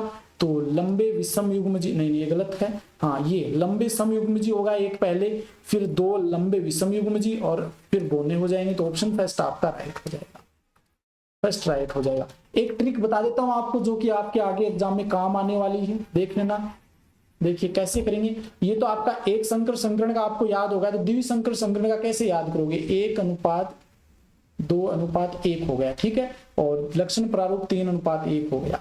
अब इनको आपस में अगर यही है तो इसको इससे मल्टीप्लाई कर दो, इसको 1:2:1 से मल्टीप्लाई कर दो। ये मल्टीप्लाई करेंगे ना तो आपका द्विविध संकरण क्रॉस का ये तो जीन प्रारूप और ये लक्षण प्रारूप आ जाएगा। देखिए करके देख लो, 3 3 9 और फिर इस 3 को इस 3 1 से करेंगे तो 3, ठीक है। अब इस 1 को मल्टीप्लाई करते हैं 3 से तो 3, इस 1 को 1 से करते हैं तो 1 आ गया। ये आपका लक्षण प्रारूप हो गया द्विविध संकरण संकरण का। इसको कर लेते हैं, इस 1 को इसके साथ करेंगे तो 1, इस 1 को 2 के साथ करेंगे तो 2, इस 1 को 1 के साथ करेंगे तो 1, ठीक है, अनुपात। अब इस 2 को हम 1 के साथ करेंगे तो 2, 2 को 2 के साथ में करेंगे तो 4, अब 2 को 1 के साथ करेंगे तो 2, ठीक है। अब वापस 1 से करेंगे तो सेम ही आ जाएगा, ये आगे लिख देता हूं 1:2:1। ये जीन प्रारूप होता है द्विविध संकरण संकरण का। ये ट्रिक है, याद रख लेना, 2016 में ये क्वेश्चन पूछा गया था। 53 नंबर का क्वेश्चन है स्तंभ फर्स्ट और स्तंभ सेकंड में कुछ शब्द दे रखे हैं और कौन सा जो नीचे कोड दे रखा है जो सही इसको रिप्रेजेंट कर रहा है। 2016 में ये क्वेश्चन पूछा गया था। तो 53 की हम यहाँ पर बात करते हैं। देखिए प्रभाविता है तो प्रभाविता देखिए विषम युग्मज जीव में केवल एक ही एलील समय को अभिव्यक्त करता है, जो प्रभावी होगा वो अभिव्यक्त होगा, तो ये इसके साथ में मिल जाएगा। सहप्रभाविता दोनों पर कट करते हैं, विषम युग्मज जीव में दोनों एलील समय पूरी तरह से अभिव्यक्त करते हैं, तो ये आपका 3 नंबर से मिल जाएगा। बहुप्रभाविता मतलब एक से अधिक, एक जीन है वो एक से अधिक लक्षणों का नियंत्रित करता प्रभावित करता, तो ये 4th हो जाएगा। बहुजीनी वंशागति ये आपका फर्स्ट से हो जाएगा, तो second third fourth and first option second आपका यहाँ पे राइट होगा। 54 नंबर का क्वेश्चन है सही कथन को चुनिए। गलत दे रखे, सही कथन दे रखे हैं, नीचे कितने कथन सही हैं और कोड के अकॉर्डिंग आपको आंसर बताना है। नीट 2016 में ये क्वेश्चन पूछा गया है। 54 का बात करें, देखिए फर्स्ट ऑप्शन देखिए, हिमोफिलिया लिंक्स संलग्न अप्रभावी रोग, एक्स संलग्न अप्रभावी रोग, ये मिस्टेक होगी थोड़ी, एक्स नहीं लिखा यहाँ पे, एक्स संलग्न अप्रभावी रोग है, तो ये ठीक है आपका। डाउन सिंड्रोम असुगुणिता के कारण होता है, डाउन सिंड्रोम असुगुणिता के कारण होता है, सुगुणिता के कारण होता है, ट्राइसोमी के कारण होता है। ये ट्राइसोमी का मतलब होता है ए गुणसूत्र की वृद्धि, ए गुणसूत्र की वृद्धि हो जाती है, तो ये डाउन सिंड्रोम वाला ये गलत हो गया। एक तो फिनाइल कीटोन्यूरिया जो है ये एक एलिंग सूत्री अप्रभावी जीन विकार है। एक मिनट मैंने ये थोड़ा सा यहाँ पे मिस्टेक कर दी। मिस्टेक क्या, ये तो सही है मैंने जो बताया अभी। इस ट्राइसोमी को क्या कहते हैं, असुगुणिता कहते हैं, ठीक है, ट्राइसोमी को हिंदी में असुगुणित कहते हैं, तो ये बिल्कुल सही है आपका। फिनाइल कीटोन्यूरिया एक एलिंग सूत्री अप्रभावी जीन विकार है, ये भी ठीक है। दात्र कोशिका अरेक्टा एक्स संलग्न, नहीं ये तो आपकी एलिंग सूत्री डिजीज है, ये एलिंग सूत्री डिजीज है, एरिथ्रोब्लास्टोसिस फिटेलिस, तो ये ऊपर वाले तीनों सही है, मतलब ऑप्शन 4 आपका राइट हो जाएगा, ए बी सी। ये यहाँ पे मिस्टेक क्या है कि ट्राइसोमी को हिंदी में असुगुणिता कहते हैं। 55 नंबर का क्वेश्चन है परीक्षणार्थ संकरण टेस्ट क्रॉस में जिसमें F1 संकर मक्खियां शामिल थी, F1 द्विवीय संकर मक्खियां शामिल थी, पुनर्योगज थोड़े से क्या गला सूख गया इस कारण आवाज थोड़ा पानी पी लेते हैं। प्रकार की संततियों की तुलना में जनक प्रकार की संततियां अधिक उत्पन्न हुई, इसमें संकेत मिलते हैं कि नीट 2016 में एक क्वेश्चन पूछा गया कि टेस्ट क्रॉस करते हैं तो F1 जो द्विवीय संकर है उसमें मक्खियां शामिल थी और जो पुनर्योगज संतति थी उसकी तुलना में जनक जो प्रकार थे उनमें संततियां अधिक उत्पन्न हुई। तो ये देखिए डायग्राम दे रखा आपकी बुक के अंदर, उस डायग्राम को अच्छे से समझना। यहाँ पर जो आंसर हो जाएगा ऑप्शन 3 हो जाएगा, 2 जीन संलग्न और एक ही गुणसूत्र पर विद्यमान होते हैं, तो ये 3rd ऑप्शन इसका राइट हो जाएगा। 56 नंबर का क्वेश्चन है उस क्रियाविधि को जिसके कारण एक जीन का संलग्नता समूह से दूसरे संलग्नता समूह को चला जाना, मतलब एक स्थान से दूसरे स्थान पर जीन का चला जाना क्या कहलाता है, तो ये ट्रांसफर कहलाएगा। ऑप्शन 2 स्थानांतरण, 2016 में ये क्वेश्चन पूछा गया है। 57 नंबर का क्वेश्चन है निम्नलिखित में से कौन सी संरचनात्मक जीन के समान है, कौन सी जो स्ट्रक्चर जीन के समान, 2016 में क्वेश्चन पूछा गया, तो ये संपार हो जाएगी, ऑप्शन फर्स्ट हो जाएगा। 58 नंबर का क्वेश्चन है एक वास्तविक प्रजनन पादप वह है जो, एक वास्तविक प्रजनन पादप वह है जो 2058 नंबर का क्वेश्चन है, 2016 में ये क्वेश्चन पूछा गया। देखिए लगभग समजात हो और अपनी तरह की संतति उत्पन्न कर सके, वो क्या होगी, एक वास्तविक प्रजनन पादप होगी। समझात हो और अपनी समान संतति उत्पन्न कर सके। 59 नंबर का क्वेश्चन है, एक वर्णांध पुरुष एक स्त्री से विवाह करता है, कोई भी वर्णांध पुरुष है अक्ष वाई, ठीक है, जो सामान्य रंग दृष्टि के समयुग्मजी हैं। सामान्य एक वर्णांध पुरुष एक स्त्री से विवाह करता है, स्त्री सामान्य होगी, जो सामान्य रंग दृष्टि के लिए समयुग्मजी है, उनके पुत्र के वर्णांध होने की संभावना क्या होगी? पुत्र से पूछा है, तो देखिए इनका संकरण करवा दो, अक्ष बी अक्ष और ये अक्ष बी अक्ष और वाई के साथ करेंगे तो सामान्य होगा, मतलब संभावना पुत्र के वर्णांध होने की संभावना 0 हो जाएगी। तो ऑप्शन 59 में आपका 4 हो जाएगा, ठीक है। 2016 में ये क्वेश्चन पूछा गया, ये मैं 2-3 बार बता दिया इसलिए यहाँ पे दोबारा से रिपीट नहीं कर रहा हूँ, आप यहाँ पे समझ गए होंगे। एक रोग जो एलिंग सूत्र प्राथमिक अवयोजन के कारण होता है, यहाँ पर एक रोग है जो एलिंग प्राथमिक अवयोजन के कारण होता है, कौन सा है? एलिंग प्राथमिक अवयोजन के कारण होता है, कौन सा होगा? डाउन सिंड्रोम, क्लाइनफेल्टर सिंड्रोम, ये तो एक्स गुणसूत्र की वृद्धि से होता है। टर्नर सिंड्रोम, इसमें वृद्धि होती है गुणसूत्र की, इसमें कमी होती है। दात्र कोशिका रक्तता, इरिथ्रोब्लास्टोसिस फिटिलिस, 2017 में ये क्वेश्चन पूछा गया है, तो 60 नंबर का जो आंसर हो जाएगा ना वो डाउन सिंड्रोम हो जाएगा। ये एलिंग गुणसूत्र प्राथमिक अवयोजन के कारण होता है, एक गुणसूत्र की वृद्धि के कारण होता है डाउन सिंड्रोम। 61 नंबर का क्वेश्चन है, थैलीसीमिया एवं दात्र कोशिका अरक्तता, थैलीसीमिया एवं दात्र कोशिका अरक्तता दोनों ग्लोबिन अणु के संश्लेषण में समस्या के कारण होते हैं। ग्लोबिन अणु है, आपको बताया थैलीसीमिया दात्र कोशिका अरक्तता, जो आपका हीमोग्लोबिन होता है उसमें ग्लोबिन अणु जो होता है उसके अंदर चैन पाई जाती है, उनमें कोई न कोई दिक्कत होने से होता है, ठीक है। उचित कथन का चयन करें, इनके अकॉर्डिंग आपको बताना है कौन सा कथन सही है। 2017 में ये क्वेश्चन पूछा गया है, तो 61 की हम बात करें तो यहाँ पर देखिए ऑप्शन 3 हो जाएगा। थैलीसीमिया ग्लोबिन अणु के कम संश्लेषण के कारण होता है। थैलीसीमिया में क्या होता है? ग्लोबिन अणु का कम संश्लेषण होता है, जबकि दात्र कोशिका अरक्तता में क्या होता है? कुछ न कुछ समस्या कह सकते हैं, कुछ परिवर्तन आ जाता है, यानी कि जो चैन वगैरह होती है ना बीटा और गामा, उन चैन में परिवर्तन आ जाता है, जिसके कारण क्या होता है जो आरबीसी है उनका जो रंग आकार होता है वो एक हंसिया के आकार का या द्रांति की जैसे हो जाता है। 62 का निम्नलिखित में से कौन सी अवधि मेंडल के संकरणों के प्रयोगों से, मेंडल ने कब प्रयोग दिए थे? तो ये दिए थे 1856 से 1963 के मध्य, तो ऑप्शन फर्स्ट हो जाएगा। 2017 में बहुत ही इजी क्वेश्चन है, ये पूछा गया है। 63 नंबर का क्वेश्चन है, यदि पति व पत्नी का जीनोटाइप IA और IB, IA और IB है और IA I है, ये जीनोटाइप है, इनके बच्चों के रुधिर वर्गों में कितने जीनोटाइप एवं फिनोटाइप होंगे? आराम से निकालोगे, कोई दिक्कत नहीं आएगी इसमें। 63 आप निकाल करके मेरे को बताना, अगर डाउट है तो आप जरूर इस क्वेश्चन को मेरे को ना लिख के बताना, ठीक है ना, कमेंट में लिख के बताना कि सर ये क्वेश्चन मेरे को समझ में आया। मैं बता देता हूँ, 4 जीनोटाइप होंगे इसके और 3 फिनोटाइप होंगे। कैसे? देखिए, एक तो IA और IO हो गया, एक IB और IO हो गया और एक IA IO दे रखा है। इस प्रकार से 1 मिनट को सही नहीं निकला, ये सही नहीं निकला।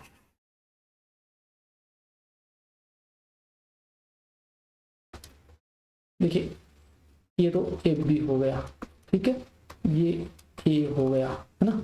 अब इसका संकरण वगैरह कराएंगे ना, तो एक तो आपका क्या हो जाएगा 4 फिनोटाइप, मतलब एक A हो जाए, A तो हो ही गया, एक B हो जाएगा और एक IO हो जाएगी, ये तो फिनोटाइप हो जाएंगे और जीनोटाइप यहाँ पे 3 हो जाएंगे, ठीक है ना। ये ध्यान में रख लेना, 2000 करके देख लेना, दिक्कत हो तो मेरे को जरूर बताना, क्योंकि पीछे मैं समझा चुका हूँ ये कैसे निकालते हैं। 64 नंबर का क्वेश्चन, निम्न में से मटर के कौन से लक्षण पर मेंडल द्वारा अपने प्रयोग में विचार नहीं, कौन सा जो लक्षण है जिसपे मेंडल ने प्रयोग नहीं किया था?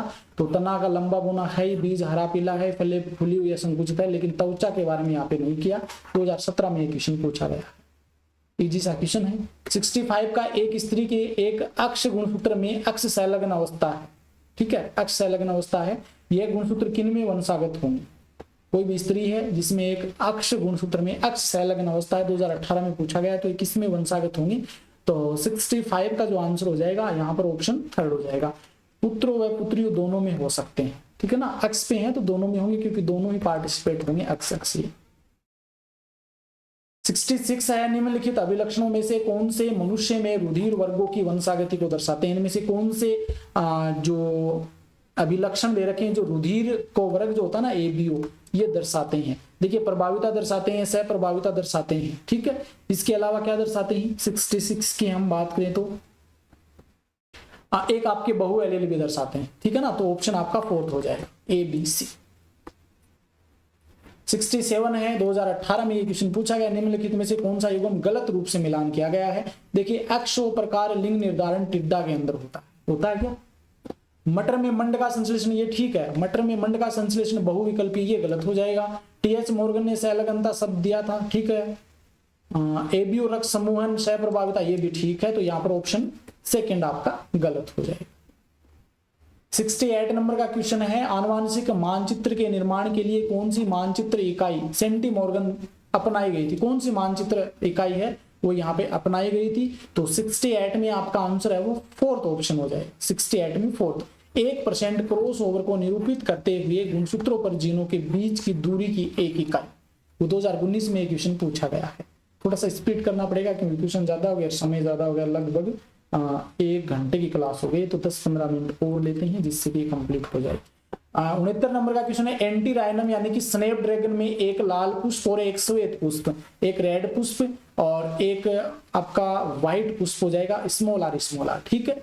आप संकरण करवाया, संकरण कराने से कैपिटल आर स्मॉल आर मतलब गुलाबी रंग के पुष्प प्राप्त हुए, ये F1 जनरेशन में, ठीक है। जब गुलाबी पुष्पों को स्व परागण करवाया, सेल्फ पोलिनेशन करवाते हैं इसके स्व परागण, तो F2PD में क्या प्राप्त होता है, 1:2:1 ये प्राप्त होता है, जिसमें श्वेत, लाल और गुलाबी पुष्प प्राप्त हुए। श्वेत एक, लाल सॉरी पहले लाल लेते हैं क्योंकि प्रभावी है, लाल 1, 2 गुलाबी और 1 श्वेत प्राप्त हुआ, ठीक है। तो इनमें से गलत कथन का चयन करना, इस प्रयोग में पृथक्करण का नियम लागू नहीं होता, ठीक है। यह प्रयोग प्रभाविता के सिद्धांत का अनुसरण नहीं करता। F1 में गुलाबी रंग अपूर्ण प्रभाविता के कारण आया। F2 अनुपात 1/4, 2/4, ये तो ठीक है आपका। 2 नंबर भी ठीक है, 1 नंबर भी ठीक है, 3 नंबर भी ठीक है। और हम बात करें तो ये प्रभाविता के नियम का अनुसरण नहीं करता, ये भी ठीक है। पृथक्करण का करता है, ये नहीं दे दिया ना यहाँ पे, ये गलत हो जाएगा। पृथक्करण नियम का करता है तो ऑप्शन फर्स्ट हो जाएगा, क्योंकि आगे F2PD में अपने पृथक लक्षण प्रकट करते हैं ये। 70 नंबर का क्वेश्चन है, जीनों के बीच की दूरी के मापन के रूप में एक ही गुणसूत्र पर जीन युग्मों के बीच पुनर्योगजन की आवृत्ति की व्याख्या किसके द्वारा की गई थी। यानी कि पुनर्योगजन के बारे में किसने बताया था। जीनों के बीच दूरी के मापन के रूप में एक ही गुणसूत्र पर जीन युग्मों के बीच जो रिकॉम्बिनेशन होता है उनकी आवृत्ति की व्याख्या किसके द्वारा की गई थी। तो अल्फ्रेड स्टर्टवेंट के द्वारा की गई थी। ये 2019 में क्वेश्चन पूछा जा चुका है। 71 नंबर का क्वेश्चन है, अनुचित कथन का चयन करना है, गलत कौन सा है। इन चारों में से 2019 में क्वेश्चन पूछा गया है, मानव नरों में एक लिंग गुणसूत्र दूसरे की अपेक्षा बहुत छोटे होते हैं। मानव में एक लिंग गुणसूत्र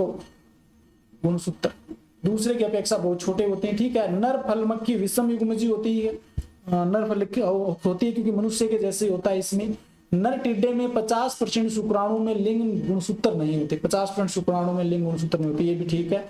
पालतू मुर्गों में संतति का लिंग निर्धारण शुक्राणु, ये गलत हो जाएगा क्योंकि जितने भी पक्षी है ना, पक्षी उन सभी में मादा लिंग का निर्धारण करती है जो कि विषम युग्मजी होती है ZW, जबकि नर तो इसमें क्या होता है ZZ होता है, ये नर होता है और ये मादा विषम युग्मजी होती है, ये निर्धारित करती है, मतलब ये गलत हो जाएगा। 72 का है, वह आनुवांशिक विकार कौन सा है जिसमें एक व्यक्ति में मुख्यतः पुरुष विकास होता है, मादा लक्षण होते हैं और बांझ होता है। मतलब कोई ऐसा आनुवंशिक विकार कौन सा है जिसमें पुरुष के लक्षण भी आ गए, मादा के लक्षण भी आ गए और वो बांझ होता है, बच्चे पैदा नहीं कर सकता। 2019 में क्वेश्चन पूछा गया, तो ये तो क्लाइनफेल्टर सिंड्रोम ही होगा। 72 की हम बात कर रहे हैं तो 72 में ऑप्शन थर्ड हो जाए, क्लाइनफेल्टर सिंड्रोम। और इसमें 47 गुणसूत्र हो सकते हैं, 48 हो सकते हैं, 49 हो सकते हैं, और ये मादा में भी हो सकता है और नर में भी हो सकता है। अगर नर के अंदर स्तन वगैरह विकसित हो जाए तो उसे गायनेकोमेस्टिया कह देते हैं, जो कि बहुत ही महत्वपूर्ण पूछा जा सकता है। XY, ठीक है, एक X गुणसूत्र की वर्दी। 73 है, स्तंभ फर्स्ट सेकंड को मिलान करना, 2019 में क्वेश्चन पूछा गया, ये भी बहुत ही महत्वपूर्ण। देखिए लिंग निर्धारण की अक्ष जीरो विधि क्या है, अक्ष जीरो विधि क्या है। तो ये देखिए नर है वो भिन्न है इसमें, तो ये टिड्डा और तिलचट्टे में हो जाएगा क्या 73, टिड्डा और तिलचट्टा में हो जाएगा, ये ठीक है, इससे ये मिला देते हैं। थर्ड लिंग निर्धारण की अक्ष वाई, ये हमारे नर की जैसी हो जाएगी ना, तो इसमें एक मिनट विधि मादा समयुग्मता, हाँ ठीक है, मादा समान होती है, नर विषम होता है, ठीक है। ये केंद्रक प्रारूप 45 मतलब एक गुणसूत्र की कमी, तो ये टर्नर सिंड्रोम हो गया, है ना। लिंग निर्धारण में ZWZZ ये मादा विषमता होगी, ये पक्षियों में होती है मादा विषमता। तो यहाँ पर देखिए कौन सा हो जाएगा, ऑप्शन थर्ड आपका राइट हो जाएगा, ठीक है। बहुत ही महत्वपूर्ण, ये इंपॉर्टेंट क्वेश्चन है, यहाँ से 3-4 क्वेश्चन आपके क्लियर हो जाते हैं, वेरी वेरी इंपॉर्टेंट क्वेश्चन है। 74 नंबर का क्वेश्चन है, अंतः प्रजनन के संदर्भ में गलत कथन का चयन करना, 2019 में पूछा गया है। गलत कौन सा अंतः प्रजनन से संबंधित 74 के अंदर गलत हो जाएगा आपका। देखिए ये सही है, अंतः प्रजनन समष्टि से अवांछित एलील को हटाने में सहायता करता है, ठीक है।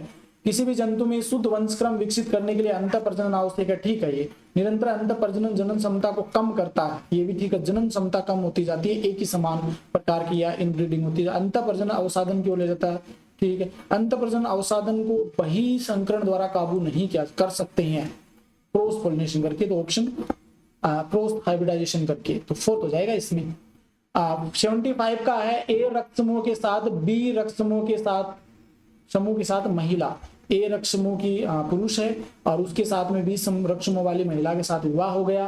संतान में या तो रक्त समूह ए बी हो या बी हो, माता पिता के संभावित जीनोटाइप क्या हो सकते हैं, 2019 में ये क्वेश्चन पूछा गया है। तो ये आप करके निकालना, देखिए मैं यहाँ पे आंसर बता देता हूँ, ऑप्शन फर्स्ट हो जाएगा। ये मैं 2-3 बार रिपीट कर चुका हूँ कि किस प्रकार से निकालते हैं, तो आप करके बताना, इसका आंसर ऑप्शन फर्स्ट होगा। 76 में देखिए, ऐसी आनुवांशिक स्थिति जिसमें प्रभावी व्यक्ति की प्रत्येक कोशिका में 3 लिंग गुणसूत्र होते हैं, अक्ष वाई, मतलब एक गुणसूत्र की वृद्धि हो गई और वो भी अक्ष गुणसूत्र की वृद्धि हो गई, मतलब क्लाइनफेल्टर सिंड्रोम हो जाएगा। क्लाइनफेल्टर सिंड्रोम 2019 में एक क्वेश्चन पूछा गया। 77 नंबर का क्वेश्चन है, माता पिता द्वारा युग्मक का निर्माण, युग्मनज का निर्माण F1 तथा F2 पादप को समझा जा सकता है। यानी कि कहने का मतलब जो मेंडल के नियम हैं जिसमें युग्मनज का निर्माण, युग्मक का निर्माण, युग्मनज का निर्माण, F1 F2 जनरेशन है, इनको पादपों में किसके द्वारा समझ सकते हैं, 2019 में पूछा गया है। तो ये जो पुनेट स्क्वायर था ना, इसके द्वारा समझ सकते हैं, इंपॉर्टेंट है ये पुनेट स्क्वायर। हाँ, ये कितने का आ गया, 77 के बाद में 78 नंबर का क्वेश्चन है, जीन आई जो एबीओ रक्त वर्ग का नियंत्रण करती है, जीन आई, उसके संदर्भ में गलत कथन कौन सा। जीन आई है जो एबीओ रक्त का नियंत्रण करती है, तो इससे संबंधित गलत कथन कौन सा, 2020 में ये क्वेश्चन पूछा गया है। तो 78 का यहाँ पर देखिए गलत पूछा है। तो एक व्यक्ति में 3 में से केवल 2 एलील होंगे, हो सकता है। जीन आई के 3 एलील होते हैं, ठीक है, ये 3 होते हैं। आई एलील कोई भी शर्करा उत्पन्न नहीं करता क्योंकि अप्रभावी होता है, यही हो जाएगा, ऑप्शन फर्स्ट आपका गलत हो जाएगा। 79 है, वंशागति के गुणसूत्र सिद्धांत का प्रायोगिक प्रमाणन किसने किया था। वंशागति के गुणसूत्र सिद्धांत का प्रायोगिक प्रमाणन किसने किया था, तो 79 में ऑप्शन 2 हो जाएगा, मॉर्गन ने किया था, 2020 में क्वेश्चन पूछा जा चुका। 80 नंबर का क्वेश्चन है, सही मिलान का चयन करें। सही यहाँ पर कौन सा मिलान किया गया, 2020 में पूछा गया। थैलेसीमिया एक्स सहलगन नहीं है, गलत है। ये हेमोफीलिया वाई सहलगन नहीं है, एक्स सहलगन है, ये तो हेमोफीलिया एक्स सहलगन है, ठीक है, ये भी गलत है। फिनाइल कीटोन्यूरिया एलिंग क्रोमोसोम प्रभावी लक्षण, प्रभावी नहीं अप्रभावी होता है ये। दात्र कोशिका आरक्तता एलिंग क्रोमोसोम अप्रभावी लक्षण, क्रोमोसोम संख्या 11, ये सही हो जाएगा आपका, ऑप्शन फर्स्ट सही हो जाएगा। 81 नंबर का क्वेश्चन है, मेंडल ने स्वतंत्र रूप से प्रजनन करने वाली मटर के पौधे की कितनी किस्मों को युग्मों के रूप में चुना जो विपरीत विशेषकों वाले एक लक्षण के अलावा एक समान थी। मतलब विशेष क्योंकि कितने विपरीत लक्षणों को चुना, विपरीत पूछ लिया, अगर जोड़े पूछते तो 7 और विपरीत लक्षण पूछ लिए मटर के तो 14 हो जाएंगे, ऑप्शन फर्स्ट हो जाएगा। नीट 2020 में क्वेश्चन पूछा गया, बहुत ही इजी क्वेश्चन था। 82 है, जनकों द्वारा युग्मकों का उत्पादन, युग्मनज का निर्माण F2 F1 पादपों निम्नलिखित में से किस चित्र द्वारा समझा जा सकता है। सेम वही क्वेश्चन है, थोड़ी सी लैंग्वेज चेंज कर दी कि युग्मनज युग्मक F1 जनरेशन F2 जनरेशन, इनको पादपों में किसके द्वारा समझ सकते हैं, तो पुनेट वर्ग या पुनेट स्क्वायर के द्वारा समझ सकते हैं। 2021 में क्वेश्चन पूछा गया। 83 नंबर का क्वेश्चन है, एक नर और मादा दोनों दात्र कोशिका आरक्तता इरिस्टोब्लास्टोसिस फिटलिस के जीन के लिए विषम युग्मजी हैं कि संकरण से उत्पन्न संतति का कितना प्रतिशत रोग युक्त होगा। मैंने आपको बताया जितने भी एलिंग गुणसूत्र वाले रोग होते हैं उनमें सीधा ये आंसर आप 25% लिख देना। अगर संभावित पूछे, 2021 में क्वेश्चन पूछा गया है, तो 83 का जो आंसर हो जाएगा ना वो हो जाएगा ऑप्शन सेकंड हो जाएगा, 25 हो जाएगा। 84 की हम बात करते हैं, एबी रक्त समूह के व्यक्तियों को सर्वग्राही क्यों कहते हैं? तो ये बता चुका हूं, क्योंकि जो इनकी आरबीसी होती है उस आरबीसी पर ए एंटीजन होता है और बी एंटीजन भी होता है, मतलब एबी एंटीजन पाए जाते हैं। ठीक है, इस कारण इसे क्या कहते हैं? एबी रक्त समूह कह देते हैं। तो आरबीसी में एंटी ए तथा बी प्रतिरक्षी नहीं होते हैं। आरबीसी की सतह पर एंटीजन ए और एंटीजन बी की अनुपस्थिति में नहीं, ये गलत हो जाएगा। तो यहाँ पर देखिए 84 की हम बात करिए तो 84 का प्लाज्मा में एंटी ए और एंटी बी प्रतिरक्षी की अनुपस्थिति, हाँ अनुपस्थिति ये भी हो सकता है, ये मैंने प्रतिजन का बताया, इसमें कोई भी एंटी बॉडी नहीं होती है तो ये भी हो सकता है। ऑप्शन थर्ड हो जाएगा, 2021 में पूछा गया है। 85 ये आपके 2022 का क्वेश्चन आ गया, इसमें 85 नंबरिंग नहीं लगाई ना, 85 लिख देता हूँ। 85 है ना, 84 85। अक्ष 0 या O प्रकार का लिंग निर्धारण पाया जाता, किसमें पाया जाता है? नीट 2022 में क्वेश्चन पूछा गया, तो टिड्डे और तिलचट्टा में होता है। ठीक है, याद रख लेना, टिड्डे और तिलचट्टा में।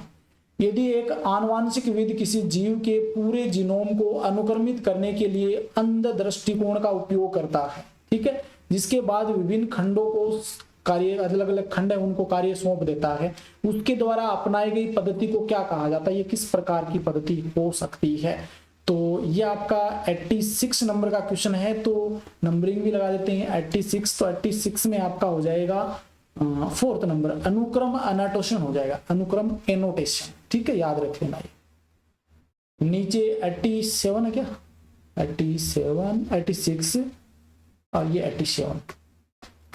नीचे दिए गए कथन, एक को कभी कथन कहा गया है और एक को कारण। कथन कह रहा है मेंडल का स्वतंत्र वर्गीकरण का नियम उन जीवों के लिए अच्छा नहीं है जो एक ही गुणसूत्र पर निकट पास पास स्थित होते हैं, उनके लिए सही नहीं है। कारण क्या कह रहा है कि निकट स्थित जीन स्वतंत्र रूप से मिश्रित होते हैं, पास पास स्थित जीन वो स्वतंत्र रूप से क्या होते हैं? मिश्रित होते हैं। इन कथनों के आधार पर आपको सही आंसर का चयन करना है। थोड़ी सी मिस्टेक हो गई है टाइपिंग में ये, क्योंकि जल्दी में करता हूं ना, समय भी कम रहता है इस कारण से, तो इसमें आपका बी आंसर हो जाएगा। देखिए यहाँ पर सही, लेकिन आर सही नहीं, एक फर्स्ट वाला सही है, थोड़ा सा मिस्टेक है तो बता देता हूं। ये पहला तो सही है लेकिन एक कारण गलत है। ठीक है, याद रखें। इसके बाद में आता है क्वेश्चन नंबर 88। निम्नलिखित में से क्या ऑटोसोम से जुड़े प्रमुख लक्षण की उपस्थिति के कारण होता है? इसमें से कौन सा जो ऑटोसोम एलिंग गुणसूत्र से जुड़े प्रमुख लक्षण की उपस्थिति के कारण होता है? देखिए गर्दन भी दुखने लगी, थोड़ा सा प्लीज आप भी हेल्प कीजिए, मेरी इतनी मेहनत करता हूं तो आप भी इस लेक्चर को अधिक से अधिक शेयर कीजिएगा। हीमोफीलिया अक्सैलगन है, ऑटोसोम से नहीं है। थैलेसीमिया ये आपका ऑटोसोम हो सकता है। सिकल सेल एनीमिया ऑटोसोम हो सकता है। मायोटोनिक डिस्ट्रोफी ये हो जाएगा ऑप्शन डी। ठीक है, प्रमुख लक्षण उपस्थिति। ये क्वेश्चन पूछा गया यार, इसका मैंने आपको एनसीआर जो वन शॉट वाला पढ़ा रहा हूँ ना, उसमें भी ये क्वेश्चन मैंने ऐड किया था, बताया भी था उसमें। 88 के बाद में 89। नीचे कथन दिए गए, कथन फर्स्ट कह रहा मेंडल ने मटर के पौधों में 7 जोड़ी विपर्याती लक्षणों का अध्ययन किया। ठीक है, यह वंशाक्रम के नियमों को प्रस्तावित किया, बिल्कुल ठीक है। मटर के पौधों में अपने प्रयोग में मेंडल द्वारा जांचे गए 7 लक्षण, बीज के आकार, रंग, फूल थे, फूल का रंग है, फली का आकार है, मतलब ये जो 7 लक्षण है यहाँ पे याद रख लेना है। 7 लक्षण यहाँ पे लिए गए थे, थोड़ी सी मिस्टेक है टाइपिंग, ये आप देख लेना। देखिए तो यहाँ पर आपके दोनों ही सही दे रखे तो ऑप्शन बी हो जाएगा राइट। ये कितना 89, ये 90 नंबर का।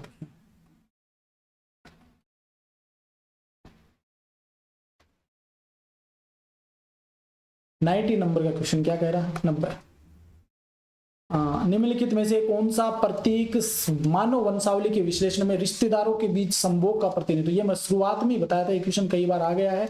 अगर इस प्रकार की कंडीशन हो तो वो रिश्तेदारों के बीच में संभोग की स्थिति को दर्शाएगा, तो ऑप्शन बी हो जाएगा। 2023 में क्वेश्चन पूछा गया है, पिछले वर्ष ही। ये 91 है। एकल हथेली क्रीज के साथ चौड़ी हथेली किससे पीड़ित व्यक्ति को दर्शाती है? पूरे के पूरे लक्षण मैंने मेरे लेक्चर में ऐड किए, अच्छे से देख लेना। उस नोट्स को अगर पढ़ना चाहते हो, पीडीएफ भी मैंने टेलीग्राम पे डाली है, फेसबुक पेज पे भी मिल जाएगी, मेरा वेबसाइट है उस पर भी मिल जाएगी, इसकी लिंक आपको डिस्क्रिप्शन में मिल जाएगी। तो एक हथेली क्रीज के साथ चौड़ी हथेली किससे पीड़ित व्यक्ति में दिखाई देती है? तो कौन से रोग वाले व्यक्ति में ये देखी जा सकती है? तो ये जो डाउन सिंड्रोम वाला है ना, जिसके अंदर एक गुणसूत्र की वृद्धि हो जाती है, 47 गुणसूत्र हो जाते हैं। 2023 में क्वेश्चन पूछा गया। ये 92 नंबर का क्वेश्चन है। क्लाइनफेटर सिंड्रोम के बारे में निम्नलिखित में कौन सा कथन सही है, 2023 में पूछा गया है। देखिए इस विकार का वर्णन सबसे पहले लैंगडन डाउन ने, क्लाइनफेटर का नहीं, ये तो लैंगडन डाउन ने तो डाउन सिंड्रोम का वर्णन किया था, तो ये तो गलत हो जाएगा। ऐसे व्यक्ति का संपूर्ण पुरुष विकास होता है, हालांकि स्त्री विकास भी व्यक्त होता है, स्त्री विकास भी होता है साथ में। ठीक है, ये थोड़ा ठीक लग रहा है। प्रभावित जो व्यक्ति है उसका कद छोटा होता है, शारीरिक, मनोदैहिक और मानसिक विकास भी मंद हो जाता है। तो 92 की हम बात करें तो 92 में आपका थर्ड ऑप्शन हो जाएगा बी और ई। बी और ई सही। ये डी की लगा दिया क्या, ये नीचे देखा है मैंने, ऐसे व्यक्ति बांध होते हैं, ये मैंने पढ़ा ही नहीं, वैसे 5 वाला देख लिया, देख के बता दिया। ये देखिए ये गलत है और ये गलत है, एक तो ये सही है आपका और ये ई सही है, मतलब सी ऑप्शन सही होगा। 92 के बाद में 93 प्लियोट्रोपिज्म की घटना, प्लियोट्रोपिज्म की घटना 2023 को संदर्भित करती है। प्लियोट्रोपिज्म क्या होता है, तो इसमें देखिए प्लियोट्रोपिज्म होता है एक एकल जीन कई जीनों को, एकल जीन है कई लक्षणों को प्रभावित करते हैं, ये हो जाएगा इसका। कोई एक जीन है तो ये कई लक्षणों को प्रभावित करता है, तो ये प्लियोट्रोपिज्म हो जाएगा। 2023 में यहाँ से क्वेश्चन बना है। 94 नंबर का क्वेश्चन है, शायद ये अंतिम होगा हमारा क्वेश्चन। हाँ अंतिम क्वेश्चन 94। गुणसूत्र पर उनकी स्थिति को मैप करने के लिए जीन के बीच की दूरी के माप के रूप में एक ही गुणसूत्र पर जीन के जोड़े पुनर्संयोजन की आवृत्ति का पहली बार उपयोग किया गया था।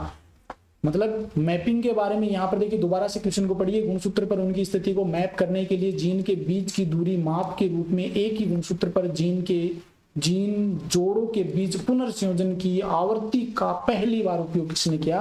अगर ये पूछ ले पुनर्संयोजन रिकॉम्बिनेशन जो फ्रीक्वेंसी आवृत्ति, इसके बारे में पूछ ले तो इसका क्वेश्चन का आंसर अल्फ्रेड स्टुअर्ट हो गया। 2022 में भी ये क्वेश्चन पूछा गया है और 2023 में भी आ गया। तो बहुत ही महत्वपूर्ण क्वेश्चन है, याद रख लेना। तो ये देखिए इस प्रकार से हमने 94 क्वेश्चन है वो डिस्कस कर लिए, साथ में और भी फैक्टर मैंने आपको बता दिए हैं। तो वेरी वेरी इंपॉर्टेंट है ये लेक्चर आपके एग्जाम के पॉइंट ऑफ व्यू से, क्योंकि 3 से 5 क्वेश्चन यहाँ से आने, और अगर अच्छे से आपने समझ लिया इस लेक्चर को, 3 से 5 क्वेश्चन आपके कहीं से नहीं जाने। आप सभी को पता है कितने क्वेश्चन बार बार रिपीट हो रहे हैं, वो मैं बता भी रहा हूँ। तो आज के लिए इतना ही। ये लेक्चर अच्छा लगा है तो इसको अधिक से अधिक शेयर करिए, वीडियो को लाइक करिए, और आप इस चैनल पे नए हैं तो चैनल को सब्सक्राइब जरूर कर लीजिए, क्योंकि इस चैनल के माध्यम से बहुत कुछ मैं आपको देने वाला हूँ। आज के लिए इतना ही, धन्यवाद, थैंक यू।